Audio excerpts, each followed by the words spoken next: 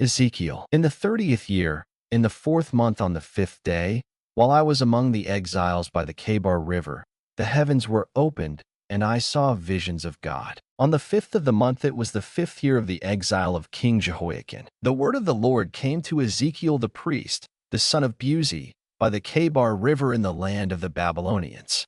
There the hand of the Lord was upon him. I looked, and I saw a windstorm coming out of the north, an immense cloud with flashing lightning and surrounded by brilliant light. The center of the fire looked like glowing metal, and in the fire was what looked like 4 living creatures. In appearance their form was that of a man, but each of them had 4 faces and 4 wings. Their legs were straight, their feet were like those of a calf and gleamed like burnished bronze. Under their wings on their 4 sides they had the hands of a man. All 4 of them had faces and wings, and their wings touched one another. Each one went straight ahead. They did not turn as they moved. Their faces looked like this. Each of the 4 had the face of a man, and on the right side each had the face of a lion, and on the left the face of an ox. Each also had the face of an eagle. Such were their faces. Their wings were spread out upward. Each had 2 wings, one touching the wing of another creature on either side, and 2 wings covering its body. Each one went straight ahead. Wherever the Spirit would go, they would go, without turning as they went. The appearance of the living creatures was like burning coals of fire or like torches. Fire moved back and forth among the creatures. It was bright, and lightning flashed out of it. The creatures sped back and forth like flashes of lightning. As I looked at the living creatures, I saw a wheel on the ground beside each creature with its 4 faces. This was the appearance and structure of the wheels. They sparkled like chrysolite, and all 4 looked alike. Each appeared to be made like a wheel intersecting a wheel. As they moved, they would go in any one of the 4 directions the creatures faced.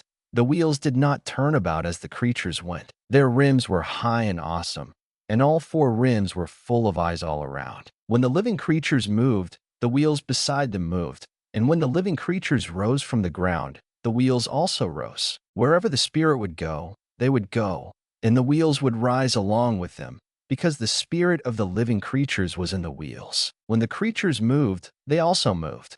When the creatures stood still, they also stood still. And when the creatures rose from the ground, the wheels rose along with them, because the spirit of the living creatures was in the wheels. Spread out above the heads of the living creatures was what looked like an expanse, sparkling like ice, and awesome. Under the expanse their wings were stretched out one toward the other, and each had 2 wings covering its body. When the creatures moved, I heard the sound of their wings, like the roar of rushing waters, like the voice of the Almighty, like the tumult of an army. When they stood still, they lowered their wings. Then there came a voice from above the expanse over their heads as they stood with lowered wings. Above the expanse over their heads was what looked like a throne of sapphire, and high above on the throne was a figure like that of a man. I saw that from what appeared to be his waist up he looked like glowing metal, as if full of fire, and that from there down he looked like fire, and brilliant light surrounded him. Like the appearance of a rainbow in the clouds on a rainy day, so was the radiance around him. This was the appearance of the likeness of the glory of the Lord. When I saw it, I fell face down, and I heard the voice of one speaking. He said to me, "Son of man, stand upon your feet, and I will speak to you." As he spoke, the Spirit came into me and raised me to my feet, and I heard him speaking to me. He said, "Son of man, I am sending you to the Israelites, to a rebellious nation that has rebelled against me. They and their fathers have been in revolt against me to this very day. The people to whom I am sending you are obstinate and stubborn. Say to them, 'This is what the sovereign Lord says.' And whether they listen or fail to listen, for they are a rebellious house, they will know that a prophet has been among them. And you, son of man, do not be afraid of them or their words. Do not be afraid, though briars and thorns are all around you, and you live among scorpions. Do not be afraid of what they say or terrified by them. Though they are a rebellious house, you must speak my words to them, whether they listen or fail to listen, for they are rebellious. But you, son of man, listen to what I say to you. Do not rebel like that rebellious house. Open your mouth and eat what I give you." Then I looked, and I saw a hand stretched out to me. And it was a scroll, which he unrolled before me. On both sides of it were written words of lament and mourning and woe. And he said to me, "Son of man, Eat what is before you. Eat this scroll. Then go and speak to the house of Israel. So I opened my mouth, and he gave me the scroll to eat. Then he said to me, Son of man, eat this scroll I am giving you and fill your stomach with it. So I ate it, and it tasted as sweet as honey in my mouth. He then said to me, Son of man, go now to the house of Israel and speak my words to them. You are not being sent to a people of obscure speech and difficult language, but to the house of Israel, not to many peoples of obscure speech and difficult language, whose words you cannot understand. Surely if I had sent you to them, they would have listened to you. But the house of Israel is not willing to listen to you because they are not willing to listen to me. For the whole house of Israel is hardened and obstinate. But I will make you as unyielding and hardened as they are. I will make your forehead like the hardest stone, harder than flint. Do not be afraid of them or terrified by them, though they are a rebellious house. And he said to me, Son of man, listen carefully and take to heart all the words I speak to you. Go now to your countrymen in exile and speak to them. Say to them, This is what the sovereign Lord says, whether they listen or fail to listen. Then the Spirit lifted me up, and I heard behind me a loud rumbling sound. May the glory of the Lord be praised in his dwelling place. The sound of the wings of the living creatures brushing against each other, and the sound of the wheels beside them, a loud rumbling sound. The Spirit then lifted me up and took me away, and I went in bitterness and in the anger of my spirit, with the strong hand of the Lord upon me. I came to the exiles who lived at Tel Abib near the Kebar River, and there, where they were living, I sat among them for 7 days overwhelmed. At the end of 7 days the word of the Lord came to me, Son of man, I have made you a watchman for the house of Israel. So hear the word I speak and give them warning from me. When I say to a wicked man, You will surely die, and you do not warn him or speak out to dissuade him from his evil ways in order to save his life, that wicked man will die for his sin, and I will hold you accountable for his blood. But if you do warn the wicked man, and he does not turn from his wickedness or from his evil ways, he will die for his sin, but you will have saved yourself. Again, when a righteous man turns from his righteousness and does evil, and I put a stumbling block before him, he will die. Since you did not warn him, he will die for his sin. The righteous things he did will not be remembered, and I will hold you accountable for his blood. But if you do warn the righteous man not to sin, and he does not sin, he will surely live because he took warning, and you will have saved yourself. The hand of the Lord was upon me there, and he said to me, Get up and go out to the plain, and there I will speak to you. So I got up and went out to the plain. And the glory of the Lord was standing there, like the glory I had seen by the Kebar River, and I fell face down. Then the Spirit came into me and raised me to my feet. He spoke to me and said, Go, shut yourself inside your house. And you, son of man, they will tie with ropes. You will be bound so that you cannot go out among the people. I will make your tongue stick to the roof of your mouth so that you will be silent and unable to rebuke them, though they are a rebellious house. But when I speak to you, I will open your mouth and you shall say to them, This is what the sovereign Lord says. Whoever will listen, let him listen, and whoever will refuse, let him refuse, for they are a rebellious house. Now, son of man, take a clay tablet, put it in front of you, and draw the city of Jerusalem on it. Then lay siege to it. Erect siege works against it, build a ramp up to it, set up camps against it, and put battering rams around it. Then take an iron pan, place it as an iron wall between you and the city, and turn your face toward it. It will be under siege, and you shall besiege it. This will be a sign to the house of Israel. Then lie on your left side, and put the sin of the house of Israel upon yourself. You are to bear their sin for the number of days you lie on your side. I have assigned you the same number of days as the years of their sin. So for 390 days you will bear the sin of the house of Israel. After you have finished this, lie down again, this time on your right side, and bear the sin of the house of Judah. I have assigned you 40 days, a day for each year. Turn your face toward the siege of Jerusalem, and with bared arm prophesy against her. I will tie you up with ropes, so that you cannot turn from one side to the other until you have finished the days of your siege. Take wheat and barley, beans and lentils, millet and spelt. Put them in a storage jar and use them to make bread for yourself. You are to eat it during the 390 days you lie on your side. Weigh out 20 shekels of food to eat each day and eat it at set times. Also measure out a sixth of a hin of water and drink it at set times. Eat the food as you would a barley cake. Bake it in the sight of the people, using human excrement for fuel. The Lord said, "In this way the people of Israel will eat defiled food among the nations where I will drive them." Then I said, "Not so, sovereign Lord. I have never defiled myself. From my youth until now I have never eaten anything found dead or torn by wild animals. No unclean meat has ever entered my mouth." "Very well," he said, "I will let you bake your bread over cow manure instead of human excrement." He then said to me, "Son of man, I will cut off the supply of food in Jerusalem. The people will eat rationed food in anxiety and drink rationed water in despair, for food and water will be scarce. They will be appalled at the sight of each other and will waste away because of their sin. Now, son of man, take a sharp sword and use it as a barber's razor to shave your head and your beard. Then take a set of scales and divide up the hair. When the days of your siege come to an end, burn a third of the hair with fire inside the city. Take a third and strike it with the sword all around the city, and scatter a third to the wind. For I will pursue them with drawn sword. But take a few strands of hair and tuck them away in the folds of your garment. Again, take a few of these and throw them into the fire and burn them up. A fire will spread from there to the whole house of Israel. This is what the sovereign Lord says. This is Jerusalem, which I have set in the center of the nations, with countries all around her. Yet in her wickedness she has rebelled against my laws and decrees more than the nations and countries around her. She has rejected my laws and has not followed my decrees. Therefore this is what the sovereign Lord says.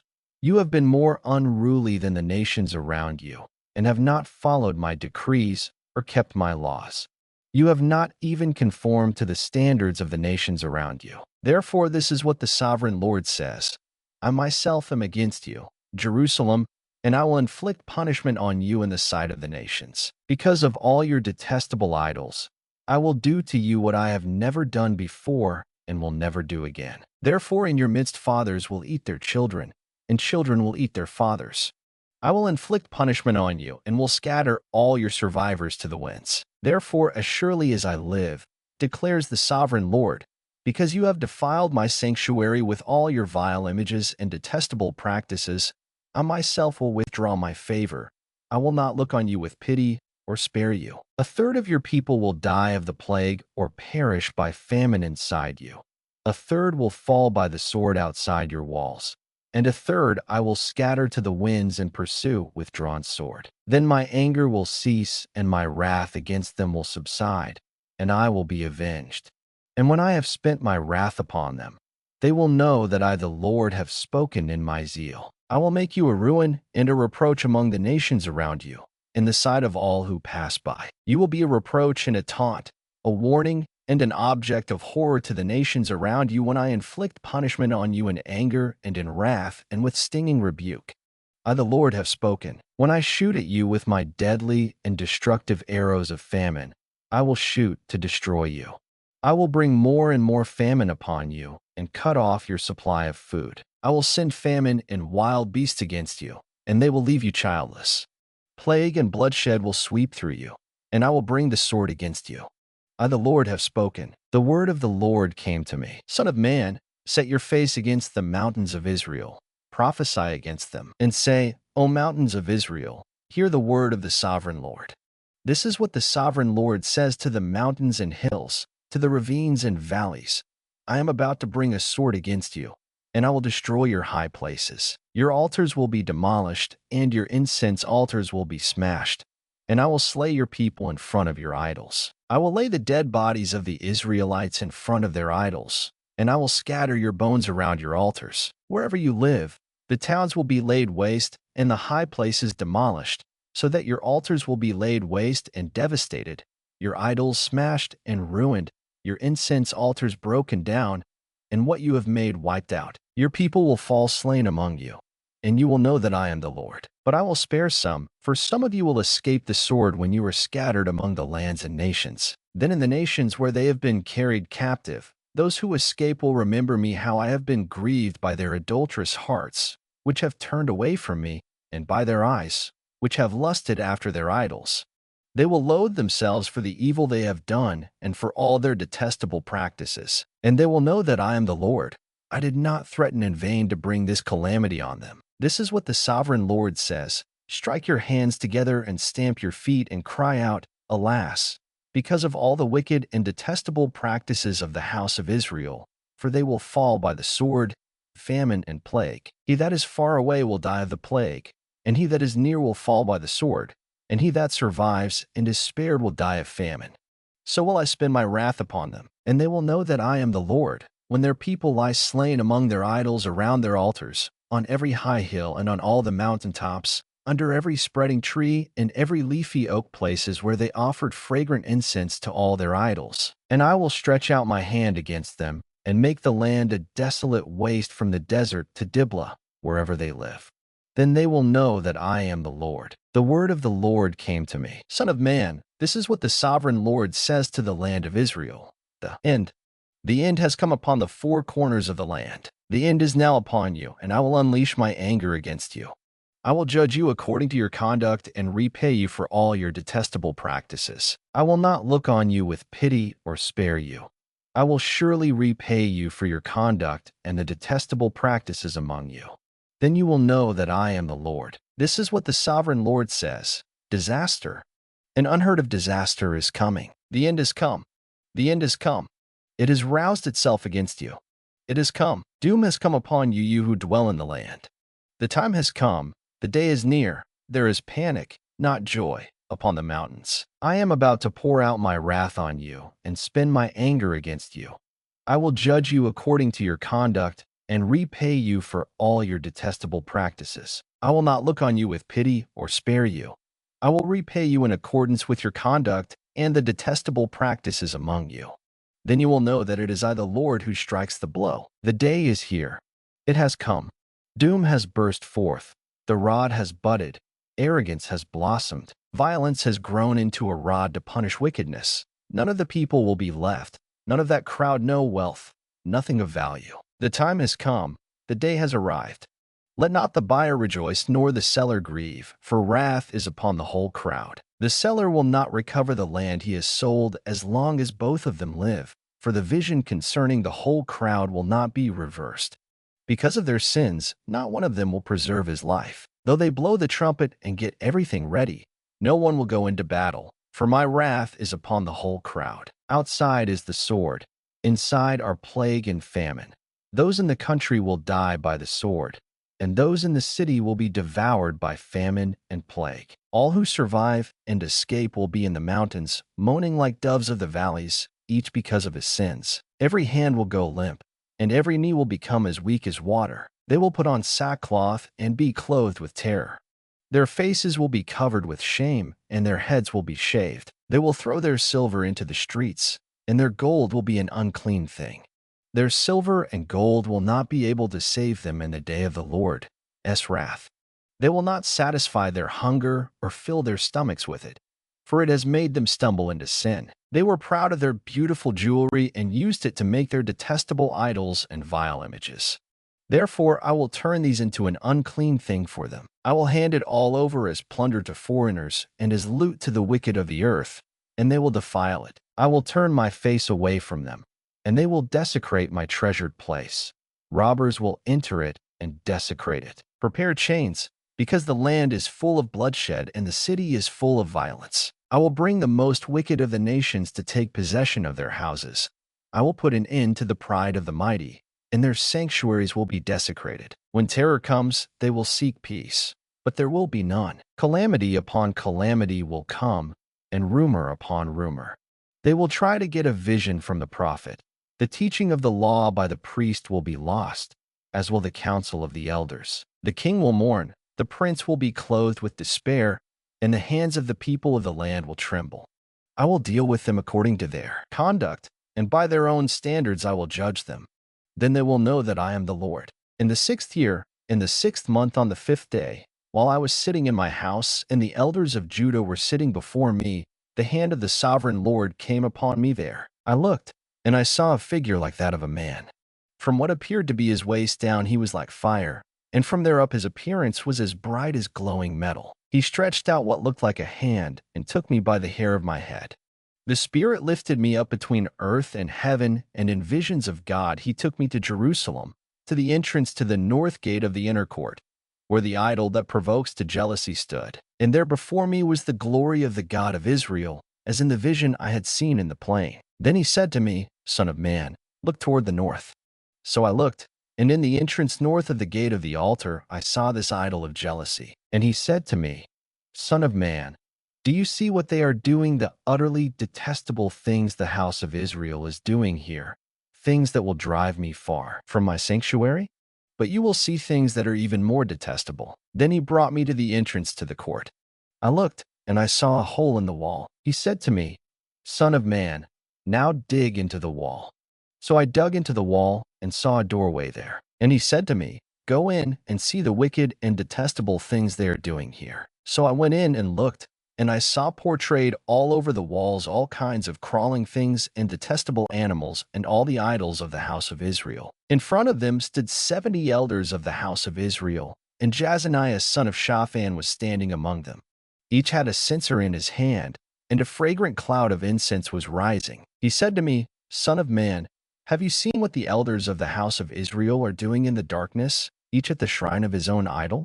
They say, The Lord does not see us. The Lord has forsaken the land. Again, he said, You will see them doing things that are even more detestable. Then he brought me to the entrance to the north gate of the house of the Lord, and I saw women sitting there, mourning for Tammuz. He said to me, Do you see this, son of man? You will see things that are even more detestable than this. He then brought me into the inner court of the house of the Lord, and there at the entrance to the temple, between the portico and the altar, were about 25 men, with their backs toward the temple of the Lord and their faces toward the east. They were bowing down to the sun in the east. He said to me, Have you seen this, son of man? Is it a trivial matter for the house of Judah to do the detestable things they are doing here? Must they also fill the land with violence and continually provoke me to anger? Look at them putting the branch to their nose. Therefore I will deal with them in anger. I will not look on them with pity or spare them. Although they shout in my ears, I will not listen to them. Then I heard him call out in a loud voice, Bring the guards of the city here, each with a weapon in his hand. And I saw 6 men coming from the direction of the upper gate, which faces north, each with a deadly weapon in his hand. With them was a man clothed in linen who had a writing kit at his side. They came in and stood beside the bronze altar. Now the glory of the God of Israel went up from above the cherubim, where it had been, and moved to the threshold of the temple. Then the Lord called to the man clothed in linen who had the writing kit at his side, and said to him, Go throughout the city of Jerusalem and put a mark on the foreheads of those who grieve and lament over all the detestable things that are done in it. As I listened, he said to the others, Follow him through the city and kill, without showing pity or compassion. Slaughter old men, young men and maidens, women and children, but do not touch anyone who has the mark. Begin at my sanctuary. So they began with the elders who were in front of the temple. Then he said to them, Defile the temple and fill the courts with the slain. Go. So they went out and began killing throughout the city. While they were killing and I was left alone, I fell face down, crying out, Sovereign Lord, are you going to destroy the entire remnant of Israel in this outpouring of your wrath on Jerusalem? He answered me, The sin of the house of Israel and Judah is exceedingly great. The land is full of bloodshed, and the city is full of injustice. They say, The Lord has forsaken the land. The Lord does not see. So I will not look on them with pity or spare them, but I will bring down on their own heads what they have done. Then the man in linen with the writing kit at his side brought back word, saying, I have done as you commanded.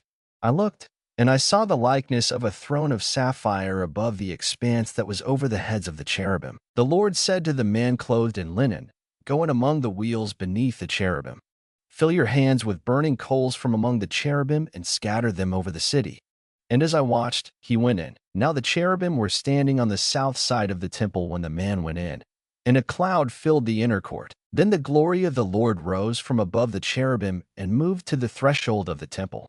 The cloud filled the temple, and the court was full of the radiance of the glory of the Lord. The sound of the wings of the cherubim could be heard as far away as the outer court, like the voice of God Almighty when he speaks. When the Lord commanded the man in linen, "Take fire from among the wheels," from among the cherubim, the man went in and stood beside a wheel. Then one of the cherubim reached out his hand to the fire that was among them. He took up some of it and put it into the hands of the man in linen, who took it and went out. Under the wings of the cherubim could be seen what looked like the hands of a man. I looked, and I saw beside the cherubim 4 wheels, one beside each of the cherubim. The wheels sparkled like chrysolite. As for their appearance, the 4 of them looked alike. Each was like a wheel intersecting a wheel. As they moved, they would go in any one of the 4 directions the cherubim faced. The wheels did not turn about as the cherubim went. The cherubim went in whatever direction the head faced, without turning as they went. Their entire bodies, including their backs, their hands, and their wings, were completely full of eyes, as were their 4 wheels. I heard the wheels being called the whirling wheels. Each of the cherubim had 4 faces. One face was that of a cherub, the second the face of a man, the third the face of a lion, and the fourth the face of an eagle. Then the cherubim rose upward. These were the living creatures I had seen by the Kebar River. When the cherubim moved, the wheels beside them moved. And when the cherubim spread their wings to rise from the ground, the wheels did not leave their side. When the cherubim stood still, they also stood still. And when the cherubim rose, they rose with them, because the spirit of the living creatures was in them. Then the glory of the Lord departed from over the threshold of the temple and stopped above the cherubim. While I watched, the cherubim spread their wings and rose from the ground, and as they went, the wheels went with them. They stopped at the entrance to the east gate of the Lord's house, and the glory of the God of Israel was above them. These were the living creatures I had seen beneath the God of Israel by the Kebar River, and I realized that they were cherubim. Each had 4 faces and 4 wings, and under their wings was what looked like the hands of a man. Their faces had the same appearance as those I had seen by the Kebar River. Each one went straight ahead. Then the Spirit lifted me up and brought me to the gate of the house of the Lord that faces east. There at the entrance to the gate were 25 men, and I saw among them Jazaniah son of Azar and Pelatiah son of Benaiah, leaders of the people. The Lord said to me, "Son of man, these are the men who are plotting evil and giving wicked advice in this city. They say, 'Will it not soon be time to build houses?'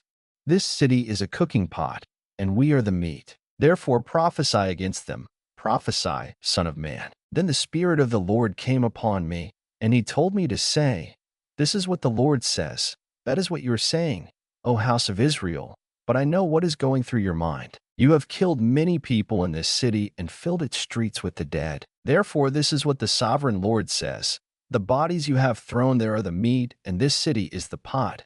But I will drive you out of it. You fear the sword, and the sword is what I will bring against you, declares the sovereign Lord. I will drive you out of the city and hand you over to foreigners and inflict punishment on you. You will fall by the sword, and I will execute judgment on you at the borders of Israel. Then you will know that I am the Lord. This city will not be a pot for you, nor will you be the meat in it. I will execute judgment on you at the borders of Israel, and you will know that I am the Lord. For you have not followed my decrees or kept my laws, but have conformed to the standards of the nations around you." Now as I was prophesying, Pelatiah son of Benaiah died. Then I fell face down and cried out in a loud voice, "Ah, sovereign Lord, will you completely destroy the remnant of Israel?" The word of the Lord came to me, "Son of man, your brothers who are your blood relatives, and the whole house of Israel are those of whom the people of Jerusalem have said, 'They are far away from the Lord. This land was given to us as our possession.' Therefore say, 'This is what the sovereign Lord says. Although I sent them far away among the nations and scattered them among the countries, yet for a little while I have been a sanctuary for them in the countries where they have gone. Therefore say, this is what the sovereign Lord says. I will gather you from the nations and bring you back from the countries where you have been scattered, and I will give you back the land of Israel again. They will return to it and remove all its vile images and detestable idols. I will give them an undivided heart and put a new spirit in them.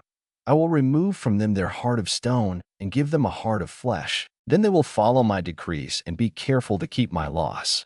They will be my people, and I will be their God. But as for those whose hearts are devoted to their vile images and detestable idols, I will bring down on their own heads what they have done, declares the sovereign Lord. Then the cherubim, with the wheels beside them, spread their wings, and the glory of the God of Israel was above them. The glory of the Lord went up from within the city and stopped above the mountain east of it. The Spirit lifted me up and brought me to the exiles in Babylonia in the vision given by the Spirit of God. Then the vision I had seen went up from me, and I told the exiles everything the Lord had shown me. The word of the Lord came to me, Son of man, you are living among a rebellious people.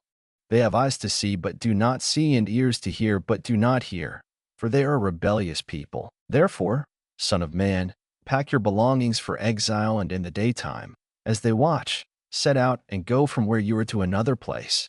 Perhaps they will understand, though they are a rebellious house. During the daytime, while they watch, bring out your belongings packed for exile. Then in the evening, while they are watching, go out like those who go into exile. While they watch, dig through the wall, and take your belongings out through it. Put them on your shoulder as they are watching, and carry them out at dusk. Cover your face so that you cannot see the land, for I have made you a sign to the house of Israel. So I did as I was commanded. During the day I brought out my things packed for exile. Then in the evening I dug through the wall with my hands. I took my belongings out at dusk, carrying them on my shoulders while they watched. In the morning the word of the Lord came to me, Son of man, did not that rebellious house of Israel ask you, what are you doing? Say to them, this is what the sovereign Lord says. This oracle concerns the prince in Jerusalem and the whole house of Israel who are there. Say to them, I am assigned to you. As I have done, so it will be done to them. They will go into exile as captives. The prince among them will put his things on his shoulder at dusk and leave, and a hole will be dug in the wall for him to go through. He will cover his face so that he cannot see the land. I will spread my net for him, and he will be caught in my snare. I will bring him to Babylonia, the land of the Chaldeans, but he will not see it, and there he will die. I will scatter to the winds all those around him his staff and all his troops, and I will pursue them with drawn sword. They will know that I am the Lord, when I disperse them among the nations and scatter them through the countries. But I will spare a few of them from the sword, famine, and plague, so that in the nations where they go they may acknowledge all their detestable practices. Then they will know that I am the Lord. The word of the Lord came to me, Son of man, tremble as you eat your food, and shudder in fear as you drink your water. Say to the people of the land, this is what the sovereign Lord says about those living in Jerusalem and in the land of Israel. They will eat their food in anxiety and drink their water in despair. For their land will be stripped of everything in it because of the violence of all who live there. The inhabited towns will be laid waste, and the land will be desolate. Then you will know that I am the Lord. The word of the Lord came to me, Son of man, what is this proverb you have in the land of Israel? The days go by, and every vision comes to nothing. Say to them, this is what the sovereign Lord says. I am going to put an end to this proverb, and they will no longer quote it in Israel. Say to them, the days are near when every vision will be fulfilled. For there will be no more false visions or flattering divinations among the people of Israel. But I, the Lord, will speak what I will, and it shall be fulfilled without delay. For in your days, you rebellious house, I will fulfill whatever I say, declares the sovereign Lord. The word of the Lord came to me, Son of man, the house of Israel is saying, the vision he sees is for many years from now, and he prophesies about the distant future. Therefore say to them, this is what the sovereign Lord says. None of my words will be delayed any longer. Whatever I say will be fulfilled, declares the sovereign Lord. The word of the Lord came to me, Son of man, prophesy against the prophets of Israel who are now prophesying. Say to those who prophesy out of their own imagination, hear the word of the Lord. This is what the sovereign Lord says. Woe to the foolish prophets who follow their own spirit and have seen nothing. Your prophets, O Israel, are like jackals among ruins. You have not gone up to the breaks in the wall to repair it for the house of Israel, so that it will stand firm in the battle on the day of the Lord. Their visions are false, and their divinations a lie. They say, the Lord declares, when the Lord has not sent them. Yet they expect their words to be fulfilled. Have you not seen false visions and uttered lying divinations when you say, the Lord declares? though I have not spoken? Therefore, this is what the sovereign Lord says. Because of your false words and lying visions, I am against you, declares the sovereign Lord. My hand will be against the prophets who see false visions and utter lying divinations. They will not belong to the council of my people or be listed in the records of the house of Israel, nor will they enter the land of Israel.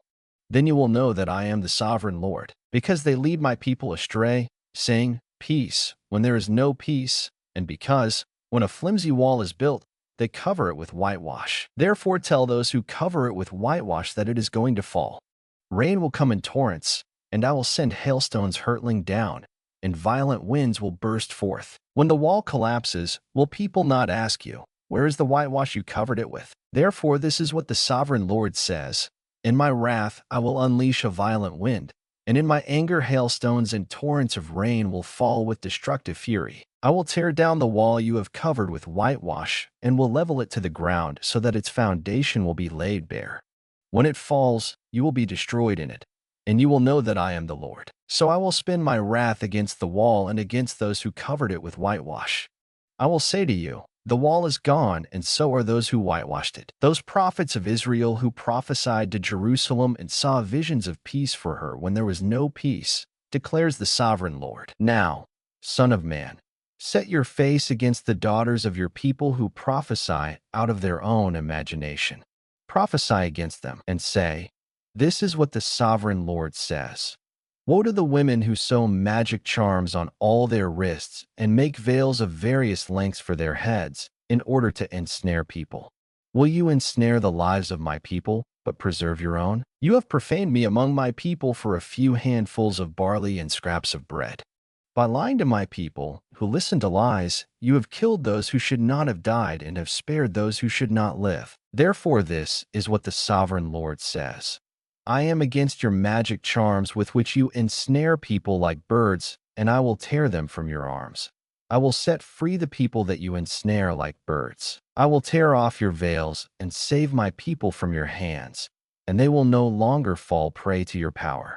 Then you will know that I am the Lord, because you disheartened the righteous with your lies, when I had brought them no grief, and because you encouraged the wicked not to turn from their evil ways and so save their lives. Therefore you will no longer see false visions or practice divination.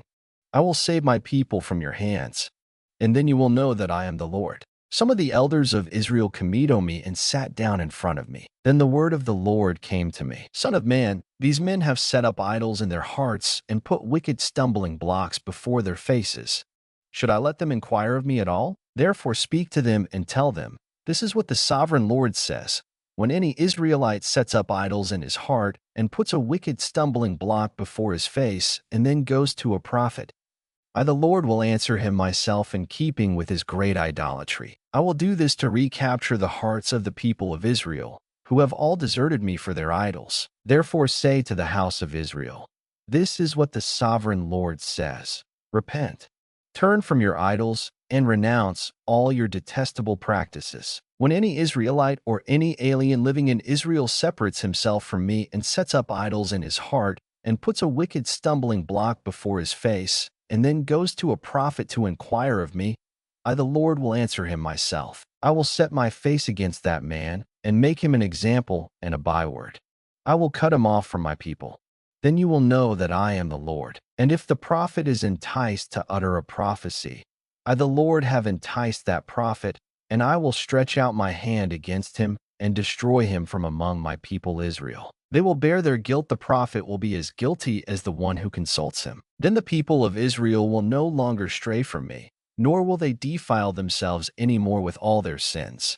They will be my people, and I will be their God, declares the sovereign Lord. The word of the Lord came to me. Son of man, if a country sins against me by being unfaithful, and I stretch out my hand against it to cut off its food supply and send famine upon it, and kill its men and their animals, even if these 3 men, Noah, Daniel, and Job, were in it, they could save only themselves by their righteousness, declares the sovereign Lord. Or if I send wild beasts through that country, and they leave it childless, and it becomes desolate so that no one can pass through it because of the beasts, as surely as I live, declares the sovereign Lord, even if these 3 men were in it, They could not save their own sons or daughters. They alone would be saved, but the land would be desolate. Or if I bring a sword against that country and say, let the sword pass throughout the land, and I kill its men and their animals, as surely as I live, declares the sovereign Lord, even if these 3 men were in it, they could not save their own sons or daughters. They alone would be saved. Or if I send a plague into that land and pour out my wrath upon it through bloodshed, killing its men and their animals, as surely as I live, declares the sovereign Lord, even if Noah, Daniel, and Job were in it, they could save neither son nor daughter. They would save only themselves by their righteousness. For this is what the sovereign Lord says: how much worse will it be when I send against Jerusalem my 4 dreadful judgments, sword and famine and wild beasts and plague to kill its men and their animals. Yet there will be some survivors' sons and daughters who will be brought out of it.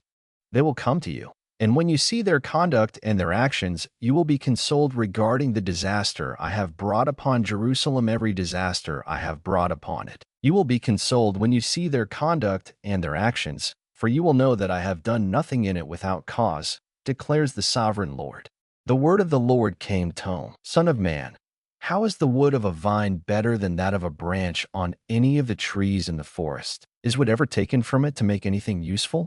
Do they make pegs from it to hang things on? And after it is thrown on the fire as fuel, and the fire burns both ends and chars the middle, is it then useful for anything? If it was not useful for anything when it was whole, how much less can it be made into something useful when the fire has burned it and it is charred? Therefore, this is what the sovereign Lord says: as I have given the wood of the vine among the trees of the forest as fuel for the fire, so will I treat the people living in Jerusalem. I will set my face against them. Although they have come out of the fire will yet consume them. And when I set my face against them, you will know that I am the Lord. I will make the land desolate because they have been unfaithful, declares the sovereign Lord. The word of the Lord came to me. Son of man, confront Jerusalem with her detestable practices, and say, this is what the sovereign Lord says to Jerusalem: your ancestry and birth were in the land of the Canaanites. Your father was an Amorite and your mother a Hittite. On the day you were born, your cord was not cut, nor were you washed with water to make you clean, nor were you rubbed with salt or wrapped in cloths. No one looked on you with pity or had compassion enough to do any of these things for you. Rather, you were thrown out into the open field, for on the day you were born you were despised. Then I passed by and saw you kicking about in your blood, and as you lay there in your blood I said to you, Live. I made you grow like a plant of the field. You grew up and developed and became the most beautiful of jewels. Your breasts were formed and your hair grew, you who were naked and bare. Later I passed by, and when I looked at you and saw that you were old enough for love, I spread the corner of my garment over you and covered your nakedness. I gave you my solemn oath and entered into a covenant with you, declares the sovereign Lord, and you became mine. I bathed you with water and washed the blood from you and put ointments on you. I clothed you with an embroidered dress and put leather sandals on you. I dressed you in fine linen and covered you with costly garments. I adorned you with jewelry. I put bracelets on your arms and a necklace around your neck. And I put a ring on your nose, earrings on your ears, and a beautiful crown on your head. So you were adorned with gold and silver. Your clothes were of fine linen and costly fabric and embroidered cloth. Your food was fine flour, honey, and olive oil. You became very beautiful and rose to be a queen, and your fame spread among the nations on account of your beauty, because the splendor I had given you made your beauty perfect, declares the sovereign Lord. But you trusted in your beauty and used your fame to become a prostitute. You lavished your favors on anyone who passed by, and your beauty became his. You took some of your garments to make gaudy high places where you carried on your prostitution. Such things should not happen, nor should they ever occur. You also took the fine jewelry I gave you, the jewelry made of my gold and silver, and you made for yourself male idols and engaged in prostitution with them. And you took your embroidered clothes to put on them, and you offered my oil and incense before them. Also the food I provided for you, the fine flour, olive oil, and honey I gave you to eat, you offered as fragrant incense before them. That is what happened, declares the sovereign Lord. And you took your sons and daughters whom you bore to me and sacrificed them as food to the idols. Was your prostitution not enough? You slaughtered my children and sacrificed them to the idols. In all your detestable practices and your prostitution, you did not remember the days of your youth, when you were naked and bare, kicking about in your blood. Woe! Woe to you, declares the sovereign Lord. In addition to all your other wickedness, you built a mound for yourself and made a lofty shrine in every public square. At the head of every street you built your lofty shrines and degraded your beauty, offering your body with increasing promiscuity to anyone who passed by. You engaged in prostitution with the Egyptians, your lustful neighbors, and provoked me to anger with your increasing promiscuity. So I stretched out my hand against you and reduced your territory. I gave you over to the greed of your enemies, the daughters of the Philistines, who were shocked by your lewd conduct. You engaged in prostitution with the Assyrians too, because you were insatiable, and even after that, you still were not satisfied. Then you increased your promiscuity to include Babylonia, a land of merchants.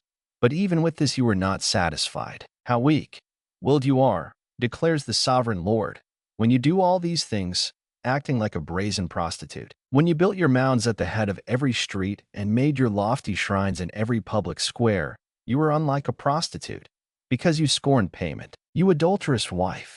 You prefer strangers to your own husband. Every prostitute receives a fee, but you give gifts to all your lovers, bribing them to come to you from everywhere for your illicit favors. So in your prostitution you are the opposite of others. No one runs after you for your favors. You are the very opposite, for you give payment and none is given to you. Therefore, you prostitute, hear the word of the Lord. This is what the sovereign Lord says. Because you poured out your wealth and exposed your nakedness in your promiscuity with your lovers, and because of all your detestable idols, and because you gave them your children's blood, therefore I am going to gather all your lovers, with whom you found pleasure, those you loved as well as those you hated. I will gather them against you from all around, and will strip you in front of them, and they will see all your nakedness. I will sentence you to the punishment of women who commit adultery and who shed blood. I will bring upon you the blood vengeance of my wrath and jealous anger. Then I will hand you over to your lovers, and they will tear down your mounds and destroy your lofty shrines. They will strip you of your clothes and take your fine jewelry and leave you naked and bare. They will bring a mob against you, who will stone you and hack you to pieces with their swords. They will burn down your houses and inflict punishment on you in the sight of many women. I will put a stop to your prostitution, and you will no longer pay your lovers. Then my wrath against you will subside, and my jealous anger will turn away from you. I will be calm and no longer angry, because you did not remember the days of your youth, but enraged me with all these things. I will surely bring down on your head what you have done, declares the sovereign Lord. Did you not add lewdness to all your other detestable practices? Everyone who quotes Proverbs will quote this proverb about you. Like mother, like daughter. You are a true daughter of your mother, who despised her husband and her children, and you are a true sister of your sisters, who despised their husbands and their children.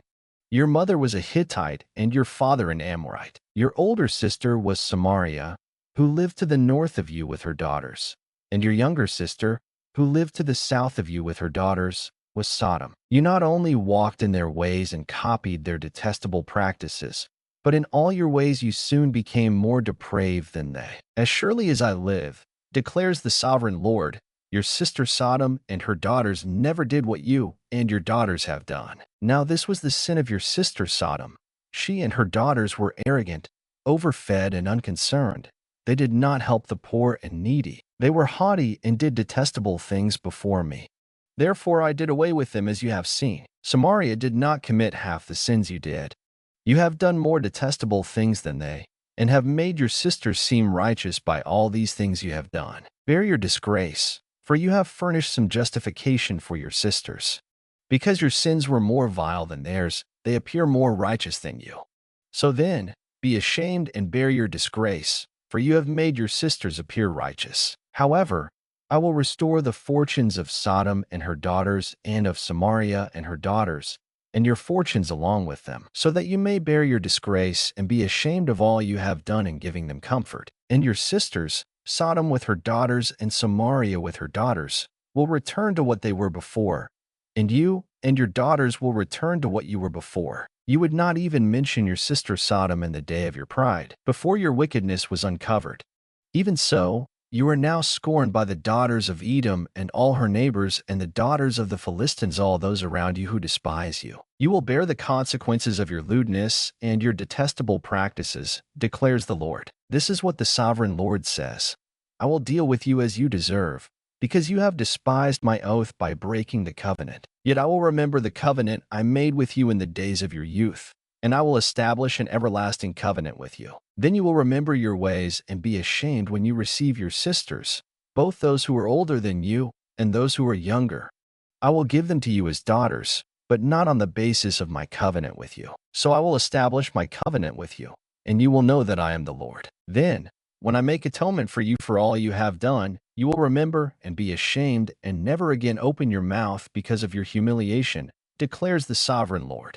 The word of the Lord came to me. Son of man, set forth an allegory and tell the house of Israel a parable. Say to them, this is what the sovereign Lord says, a great eagle with powerful wings, long feathers, and full plumage of varied colors came to Lebanon.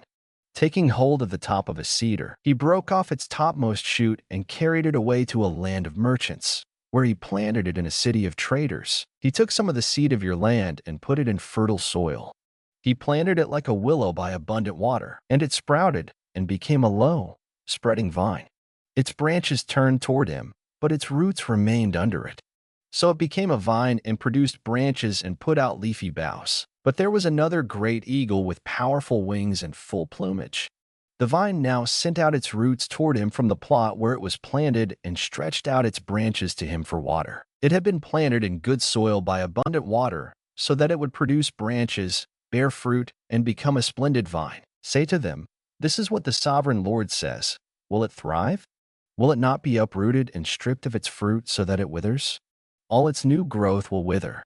It will not take a strong arm or many people to pull it up by the roots. Even if it is transplanted, will it thrive? Will it not wither completely when the east wind strikes it wither away in the plot where it grew? Then the word of the Lord came to me. Say to this rebellious house, do you not know what these things mean? Say to them, the king of Babylon went to Jerusalem and carried off her king and her nobles, bringing them back with him to Babylon. Then he took a member of the royal family and made a treaty with him, putting him under oath. He also carried away the leading men of the land, so that the kingdom would be brought low, unable to rise again, surviving only by keeping his treaty. But the king rebelled against him by sending his envoys to Egypt to get horses and a large army. Will he succeed? Will he who does such things escape? Will he break the treaty and yet escape? As surely as I live, declares the sovereign Lord, he shall die in Babylon, in the land of the king who put him on the throne, whose oath he despised and whose treaty he broke. Pharaoh with his mighty army and great horde will be of no help to him in war. When ramps are built and siege works erected to destroy many lives, he despised the oath by breaking the covenant. Because he had given his hand in pledge, and yet did all these things, he shall not escape. Therefore this is what the sovereign Lord says, as surely as I live, I will bring down on his head my oath that he despised and my covenant that he broke. I will spread my net for him, and he will be caught in my snare. I will bring him to Babylon and execute judgment upon him there because he was unfaithful to me. All his fleeing troops will fall by the sword, and the survivors will be scattered to the winds. Then you will know that I, the Lord, have spoken. This is what the sovereign Lord says. I myself will take a shoot from the very top of a cedar and plant it. I will break off a tender sprig from its topmost shoots and plant it on a high and lofty mountain. On the mountain heights of Israel I will plant it. It will produce branches and bear fruit and become a splendid cedar. Birds of every kind will nest in it. They will find shelter in the shade of its branches. All the trees of the field will know that I, the Lord, bring down the tall tree and make the low tree grow tall. I dry up the green tree and make the dry tree flourish. I, the Lord, have spoken, and I will do it. The word of the Lord came to me. What do you people mean by quoting this proverb about the land of Israel?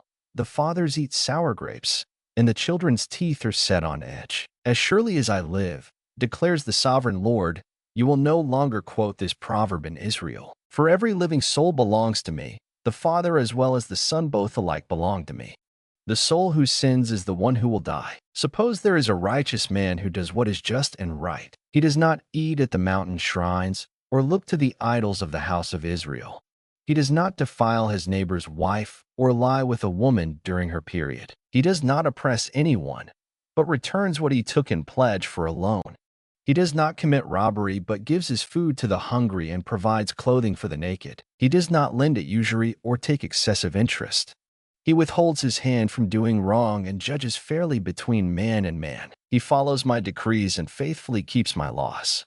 That man is righteous. He will surely live, declares the sovereign Lord. Suppose he has a violent son who sheds blood or does any of these other things. Though the father has done none of them, he eats at the mountain shrines.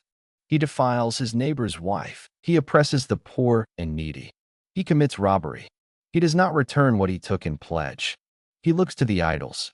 He does detestable things. He lends at usury and takes excessive interest. Will such a man live? He will not.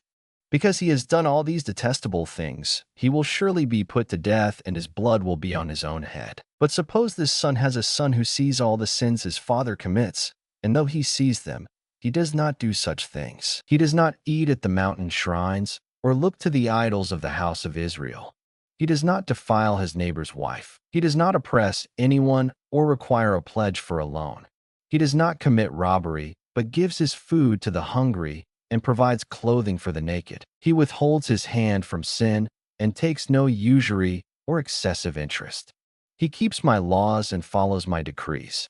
He will not die for his father's sin. He will surely live. But his father will die for his own sin, because he practiced extortion, robbed his brother, and did what was wrong among his people. Yet you ask, why does the son not share the guilt of his father?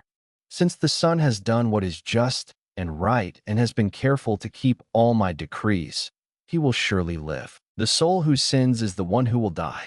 The son will not share the guilt of the father, nor will the father share the guilt of the son. The righteousness of the righteous man will be credited to him, and the wickedness of the wicked will be charged against him. But if a wicked man turns away from all the sins he has committed and keeps all my decrees and does what is just and right, he will surely live. He will not die. None of the offenses he has committed will be remembered against him. Because of the righteous things he has done, he will live. Do I take any pleasure in the death of the wicked? Declares the sovereign Lord. Rather, am I not pleased when they turn from their ways and live? But if a righteous man turns from his righteousness and commits sin and does the same detestable things the wicked man does, will he live? None of the righteous things he has done will be remembered. Because of the unfaithfulness he is guilty of, and because of the sins he has committed, he will die. Yet you say, the way of the Lord is not just. Hear, O house of Israel, is my way unjust? Is it not your ways that are unjust? If a righteous man turns from his righteousness and commits sin, he will die for it. Because of the sin he has committed, he will die. But if a wicked man turns away from the wickedness he has committed and does what is just and right, he will save his life. Because he considers all the offenses he has committed and turns away from them, he will surely live. He will not die. Yet the house of Israel says, the way of the Lord is not just. Are my ways unjust, O house of Israel? Is it not your ways that are unjust? Therefore, O house of Israel, I will judge you, each one according to his ways, declares the sovereign Lord. Repent. Turn away from all your offenses, then sin will not be your downfall. Rid yourselves of all the offenses you have committed, and get a new heart and a new spirit. Why will you die, O house of Israel? For I take no pleasure in the death of anyone, declares the sovereign Lord. Repent and live. Take up a lament concerning the princes of Israel, and say, what a lioness was your mother among the lions. She lay down among the young lions and reared her cubs. She brought up one of her cubs, and he became a strong lion. He learned to tear the prey, and he devoured men. The nations heard about him, and he was trapped in their pit. They led him with hooks to the land of Egypt. When she saw her hope unfulfilled, her expectation gone, she took another of her cubs and made him a strong lion. He prowled among the lions, for he was now a strong lion. He learned to tear the prey, and he devoured men. He broke down their strongholds and devastated their towns. The land and all who were in it were terrified by his roaring. Then the nations came against him, those from regions round about. They spread their net for him, and he was trapped in their pit. With hooks they pulled him into a cage and brought him to the king of Babylon. They put him in prison, so his roar was heard no longer on the mountains of Israel. Your mother was like a vine in your vineyard planted by the water.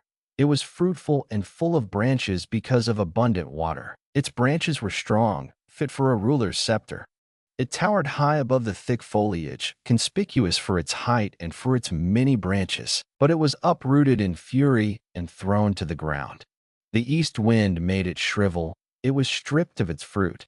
Its strong branches withered, and fire consumed them. Now it is planted in the desert, in a dry and thirsty land. Fire spread from one of its main branches and consumed its fruit. No strong branch is left on it fit for a ruler's scepter.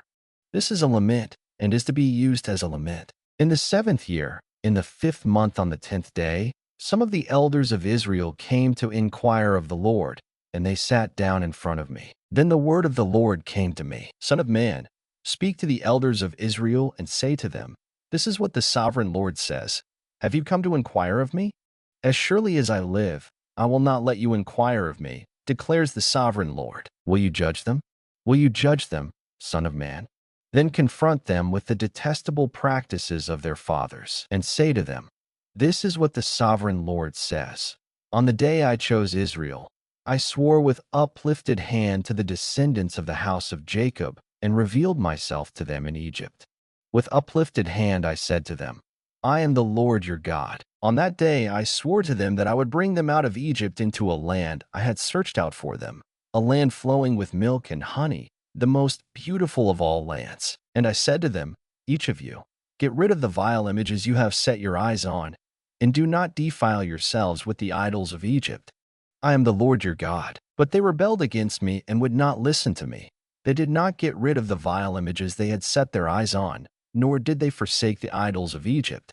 So I said I would pour out my wrath on them and spend my anger against them in Egypt. But for the sake of my name, I did what would keep it from being profaned in the eyes of the nations they lived among, and in whose sight I had revealed myself to the Israelites by bringing them out of Egypt. Therefore I led them out of Egypt and brought them into the desert. I gave them my decrees and made known to them my laws.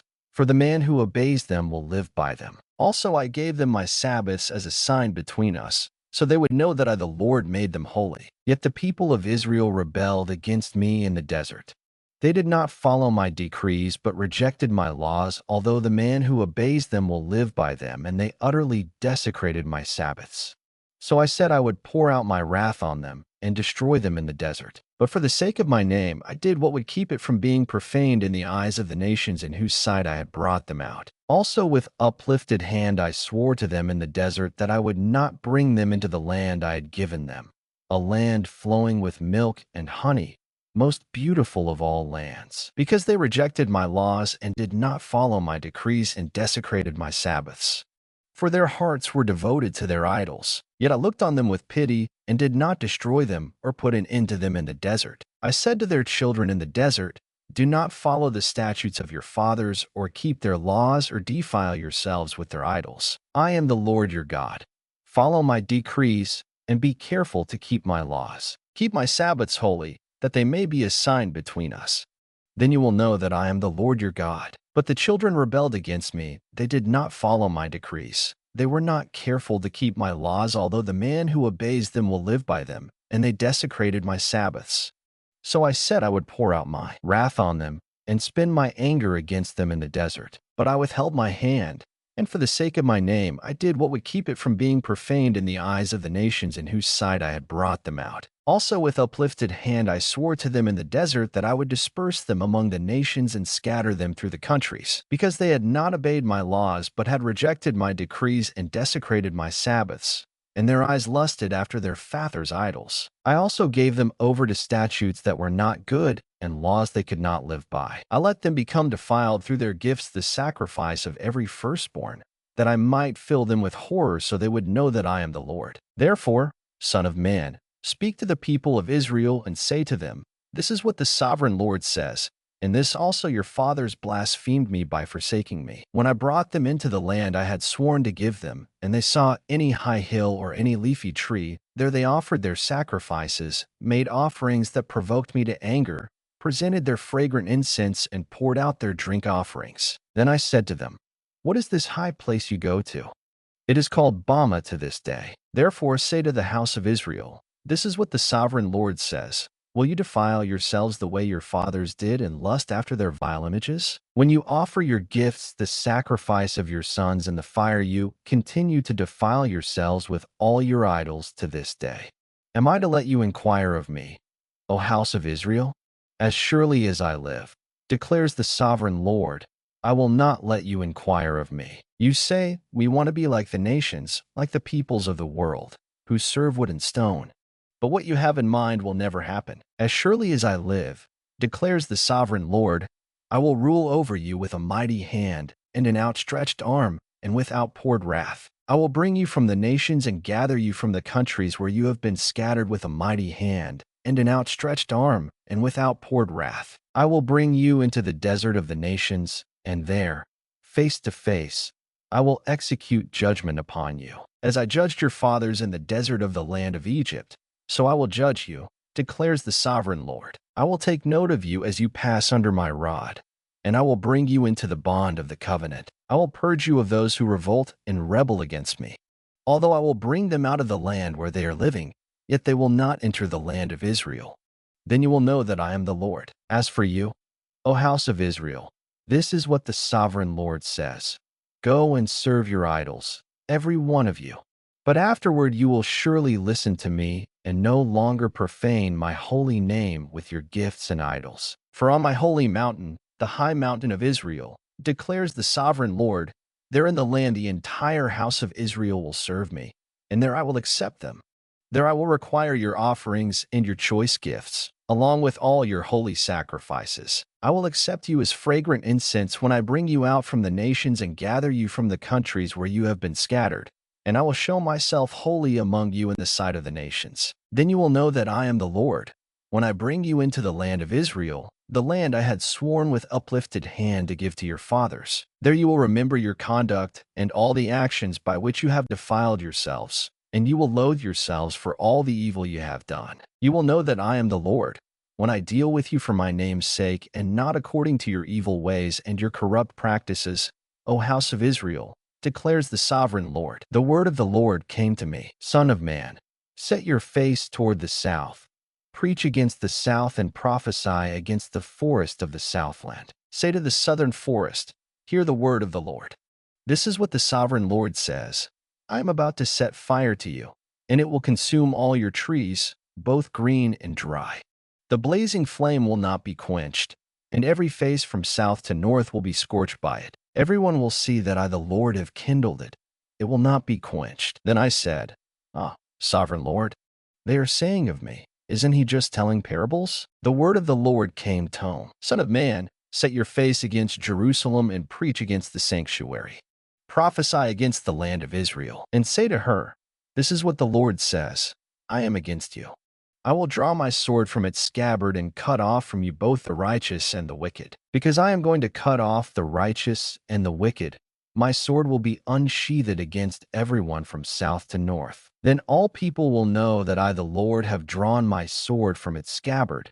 It will not return again. Therefore groan, Son of man, groan before them with broken heart and bitter grief. And when they ask you, why are you groaning? You shall say, because of the news that is coming.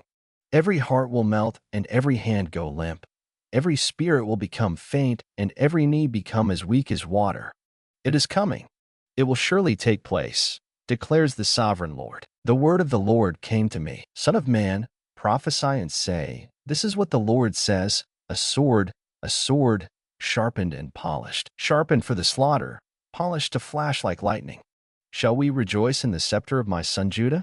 The sword despises every such stick. The sword is appointed to be polished, to be grasped with the hand. It is sharpened and polished, made ready for the hand of the slayer. Cry out and wail, Son of man, for it is against my people, it is against all the princes of Israel. They are thrown to the sword along with my people. Therefore beat your breast. Testing will surely come. And what if the scepter of Judah, which the sword despises, does not continue? Declares the sovereign Lord. So then, Son of man, prophesy and strike your hands together. Let the sword strike twice, even 3 times. It is a sword for slaughter, a sword for great slaughter, closing in on them from every side. So that hearts may melt and the fallen be many, I have stationed the sword for slaughter at all their gates. Oh, it is made to flash like lightning, it is grasped for slaughter. O sword, slash to the right, then to the left, wherever your blade is turned. I too will strike my hands together, and my wrath will subside. I, the Lord, have spoken. The word of the Lord came to me. Son of man, mark out 2 roads for the sword of the king of Babylon to take, both starting from the same country. Make a signpost where the road branches off to the city. Mark out 1 road for the sword to come against Rabbah of the Ammonites and another against Judah and fortify Jerusalem. For the king of Babylon will stop at the fork in the road, at the junction of the 2 roads, to seek an omen. He will cast lots with arrows. He will consult his idols. He will examine the liver. Into his right hand will come the lot for Jerusalem, where he is to set up battering rams, to give the command to slaughter, to sound the battle cry, to set battering rams against the gates, to build a ramp, and to erect siege works. It will seem like a false omen to those who have sworn allegiance to him, but he will remind them of their guilt and take them captive. Therefore, this is what the sovereign Lord says: because you people have brought to mind your guilt by your open rebellion, revealing your sins in all that you do, because you have done this, you will be taken captive. O profane and wicked prince of Israel, whose day has come, whose time of punishment has reached its climax. This is what the sovereign Lord says: take off the turban, remove the crown. It will not be as it was. The lowly will be exalted, and the exalted will be brought low. A ruin, a ruin. I will make it a ruin. It will not be restored until he comes to whom it rightfully belongs. To him I will give it. And you, son of man, prophesy and say, this is what the sovereign Lord says about the Ammonites and their insults: a sword, drawn for the slaughter, polished to consume, and to flash like lightning. Despite false visions concerning you and lying divinations about you, it will be laid on the necks of the wicked who are to be slain, whose day has come, whose time of punishment has reached its climax. Return the sword to its scabbard. In the place where you were created, in the land of your ancestry, I will judge you. I will pour out my wrath upon you and breathe out my fiery anger against you. I will hand you over to brutal men, men skilled in destruction. You will be fuel for the fire. Your blood will be shed in your land. You will be remembered no more, for I, the Lord, have spoken. The word of the Lord came to me. Son of man, will you judge her? Will you judge this city of bloodshed? Then confront her with all her detestable practices and say, this is what the sovereign Lord says: O city that brings on herself doom by shedding blood in her midst and defile herself by making idols. You have become guilty because of the blood you have shed and have become defiled by the idols you have made. You have brought your days to a close, and the end of your years has come. Therefore I will make you an object of scorn to the nations and a laughingstock to all the countries. Those who are near and those who are far away will mock you. O infamous city, full of turmoil. See how each of the princes of Israel who are in you uses his power to shed blood. In you they have treated father and mother with contempt. In you they have oppressed the alien and mistreated the fatherless and the widow. You have despised my holy things and desecrated my Sabbaths. In you are slanderous men bent on shedding blood. In you are those who eat at the mountain shrines and commit lewd acts. In you are those who dishonor their father's bed. In you are those who violate women during their period, when they are ceremonially unclean. In you one man commits a detestable offense with his neighbor's wife, another shamefully defile his daughter-in-law, and another violates his sister, his own father's daughter. In you men accept bribes to shed blood. You take usury and excessive interest and make unjust gain from your neighbors by extortion. And you have forgotten me, declares the sovereign Lord. I will surely strike my hands together at the unjust gain you have made and at the blood you have shed in your midst. Will your courage endure, or your hands be strong in the day I deal with you? I, the Lord, have spoken, and I will do it. I will disperse you among the nations and scatter you through the countries. and I will put an end to your uncleanness. When you have been defiled in the eyes of the nations, you will know that I am the Lord. Then the word of the Lord came to me. Son of man, the house of Israel has become dross to me. All of them are the copper, tin, iron, and lead left inside a furnace. They are but the dross of silver. Therefore this is what the sovereign Lord says. Because you have all become dross, I will gather you into Jerusalem. As men gather silver, copper, iron, lead, and tin into a furnace to melt it with a fiery blast, so will I gather you in my anger and my wrath, and put you inside the city and melt you. I will gather you, and I will blow on you with my fiery wrath, and you will be melted inside her. As silver is melted in a furnace, so you will be melted inside her, and you will know that I, the Lord, have poured out my wrath upon you. Again the word of the Lord came to me. Son of man, say to the land, you are a land that has had no rain or showers in the day of wrath. There is a conspiracy of her princes within her like a roaring lion tearing its prey. They devour people, take treasures and precious things, and make many widows within her. Her priests do violence to my law and profane my holy things. They do not distinguish between the holy and the common. They teach that there is no difference between the unclean and the clean, and they shut their eyes to the keeping of my Sabbaths, so that I am profaned among them. Her officials within her are like wolves tearing their prey. They shed blood and kill people to make unjust gain. Her prophets whitewash these deeds for them by false visions and lying divinations. They say, this is what the sovereign Lord says when the Lord has not spoken. The people of the land practice extortion and commit robbery. They oppress the poor and needy and mistreat the alien, denying them justice. I looked for a man among them who would build up the wall and stand before me in the gap on behalf of the land, so I would not have to destroy it. But I found none. So I will pour out my wrath on them and consume them with my fiery anger, bringing down on their own heads all they have done, declares the sovereign Lord. The word of the Lord came to me. Son of man, there were two women, daughters of the same mother. They became prostitutes in Egypt, engaging in prostitution from their youth. In that land their breasts were fondled and their virgin bosoms caressed. The older was named Oholah, and her sister was Oholibah. They were mine and gave birth to sons and daughters.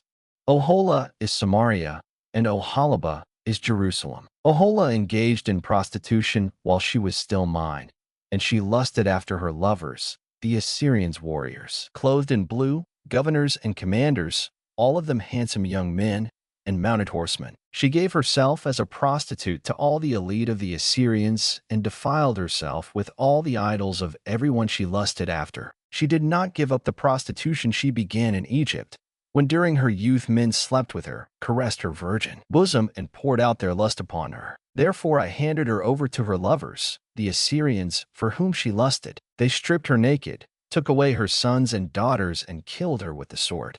She became a byword among women, and punishment was inflicted on her. Her sister Oholibah saw this, yet in her lust and prostitution she was more depraved than her sister. She too lusted after the Assyrians' governors and commanders, warriors in full dress, mounted horsemen, all handsome young men. I saw that she too defiled herself. Both of them went the same way, but she carried her prostitution still further.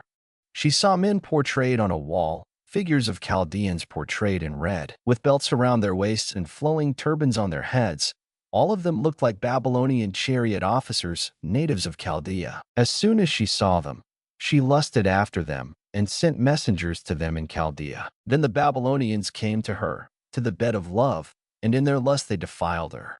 After she had been defiled by them, she turned away from them in disgust. When she carried on her prostitution openly and exposed her nakedness, I turned away from her in disgust, just as I had turned away from her sister. Yet she became more and more promiscuous as she recalled the days of her youth, when she was a prostitute in Egypt. There she lusted after her lovers, whose genitals were like those of donkeys, and whose emission was like that of horses. So you long for the lewdness of your youth, when in Egypt your bosom was caressed, and your young breasts fondled. Therefore, Oholibah, this is what the sovereign Lord says. I will stir up your lovers against you, those you turned away from in disgust, and I will bring them against you from every side. The Babylonians and all the Chaldeans, the men of Pekod and Shoa and Koa, and all the Assyrians with them, handsome young men, all of them governors and commanders, chariot officers and men of high rank, all mounted on horses. They will come against you with weapons, chariots, and wagons, and with a throng of people. They will take up positions against you on every side with large and small shields and with helmets. I will turn you over to them for punishment, and they will punish you according to their standards. I will direct my jealous anger against you, and they will deal with you in fury. They will cut off your noses and your ears, and those of you who are left will fall by the sword. They will take away your sons and daughters, and those of you who are left will be consumed by fire. They will also strip you of your clothes and take your fine jewelry. So I will put a stop to the lewdness and prostitution you began in Egypt. You will not look on these things with longing or remember Egypt anymore. For this is what the sovereign Lord says. I am about to hand you over to those you hate, to those you turned away from in disgust. They will deal with you in hatred and take away everything you have worked for. They will leave you naked and bare, and the shame of your prostitution will be exposed. Your lewdness and promiscuity have brought this upon you, because you lusted after the nations and defiled yourself with their idols. You have gone the way of your sister, so I will put her cup into your hand. This is what the sovereign Lord says. You will drink your sister's cup, a cup large and deep. It will bring scorn and derision, for it holds so much. You will be filled with drunkenness and sorrow, the cup of ruin and desolation, the cup of your sister Samaria. You will drink it and drain it dry. You will dash it to pieces and tear your breasts.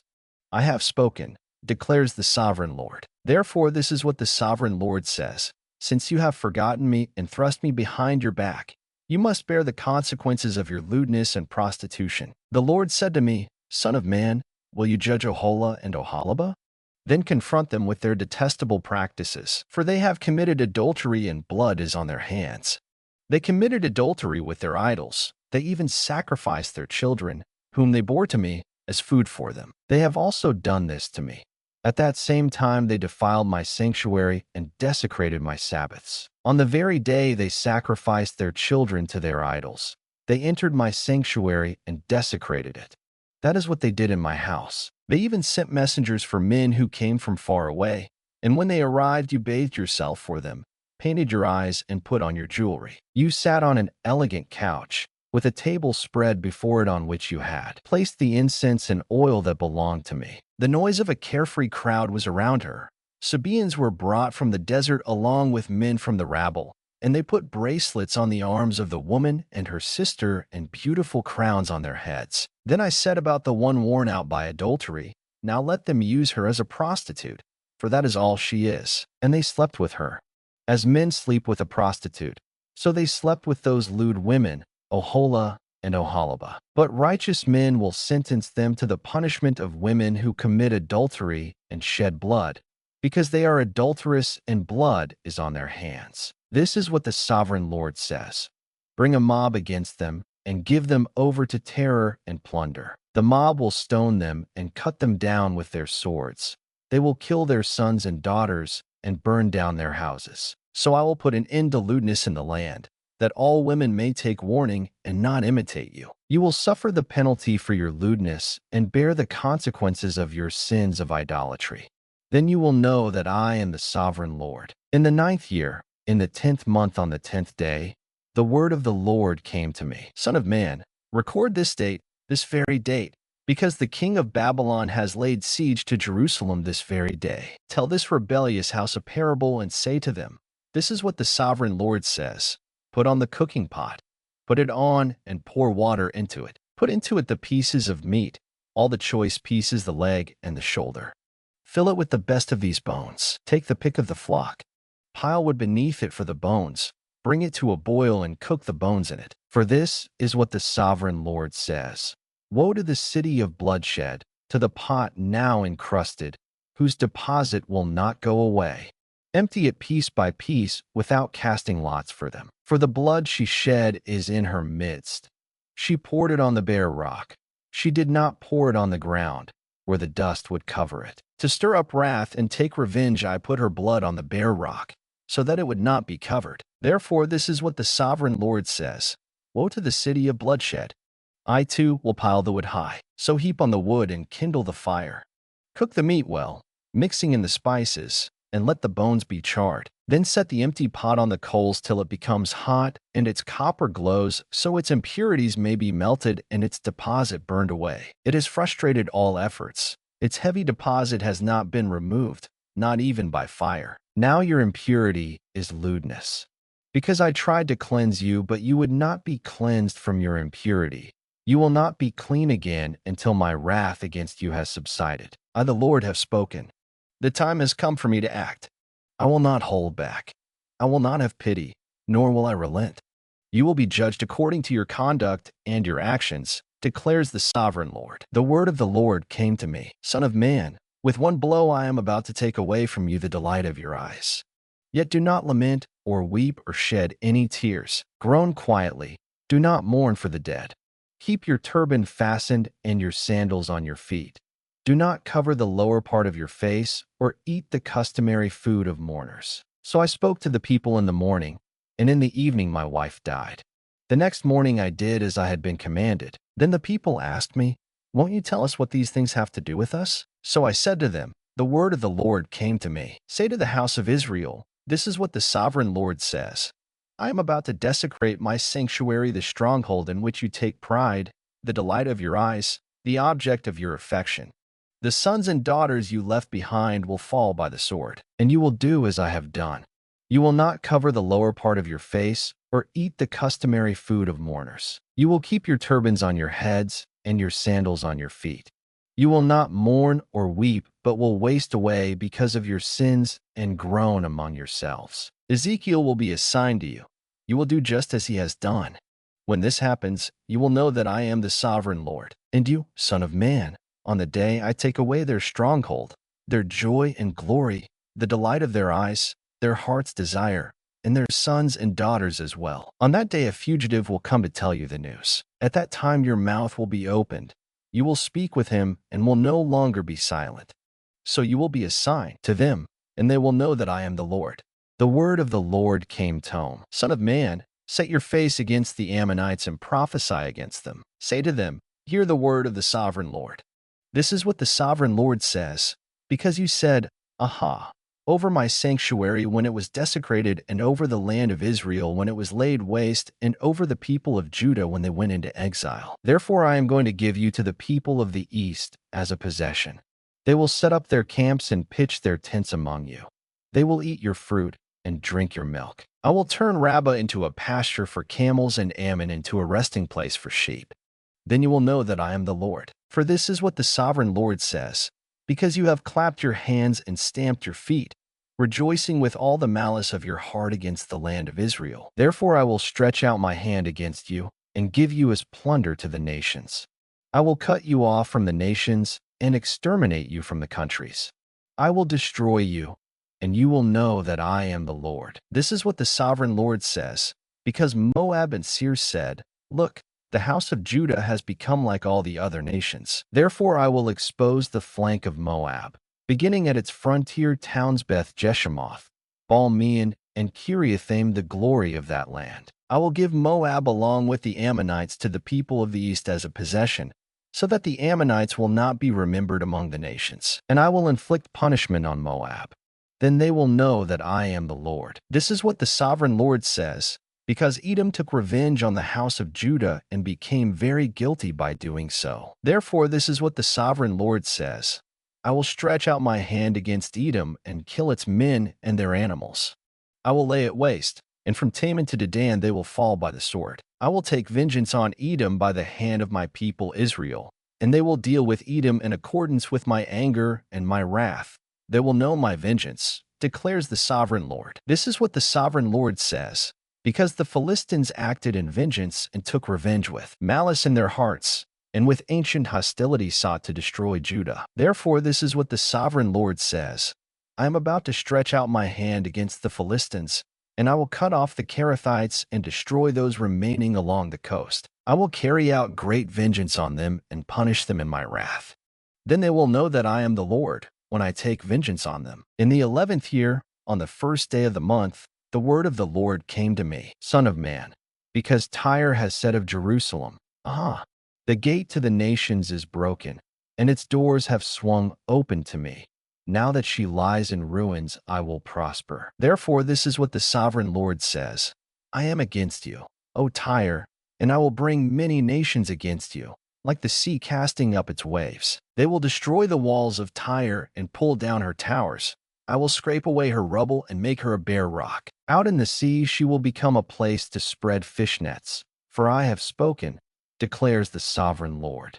She will become plunder for the nations, and her settlements on the mainland will be ravaged by the sword. Then they will know that I am the Lord. For this is what the sovereign Lord says. From the north I am going to bring against Tyre Nebuchadnezzar king of Babylon, king of kings, with horses and chariots, with horsemen and a great army. He will ravage your settlements on the mainland with the sword. He will set up siege works against you, build a ramp up to your walls, and raise his shields against you. He will direct the blows of his battering rams against your walls and demolish your towers with his weapons. His horses will be so many that they will cover you with dust. Your walls will tremble at the noise of the war horses, wagons, and chariots when he enters your gates as men enter a city whose walls have been broken through. The hoofs of his horses will trample all your streets. He will kill your people with the sword, and your strong pillars will fall to the ground. They will plunder your wealth and loot your merchandise. They will break down your walls and demolish your fine houses and throw your stones, timber, and rubble into the sea. I will put an end to your noisy songs, and the music of your harps will be heard no more. I will make you a bare rock, and you will become a place to spread fish nets. You will never be rebuilt, for I, the Lord, have spoken, declares the sovereign Lord. This is what the sovereign Lord says to Tyre.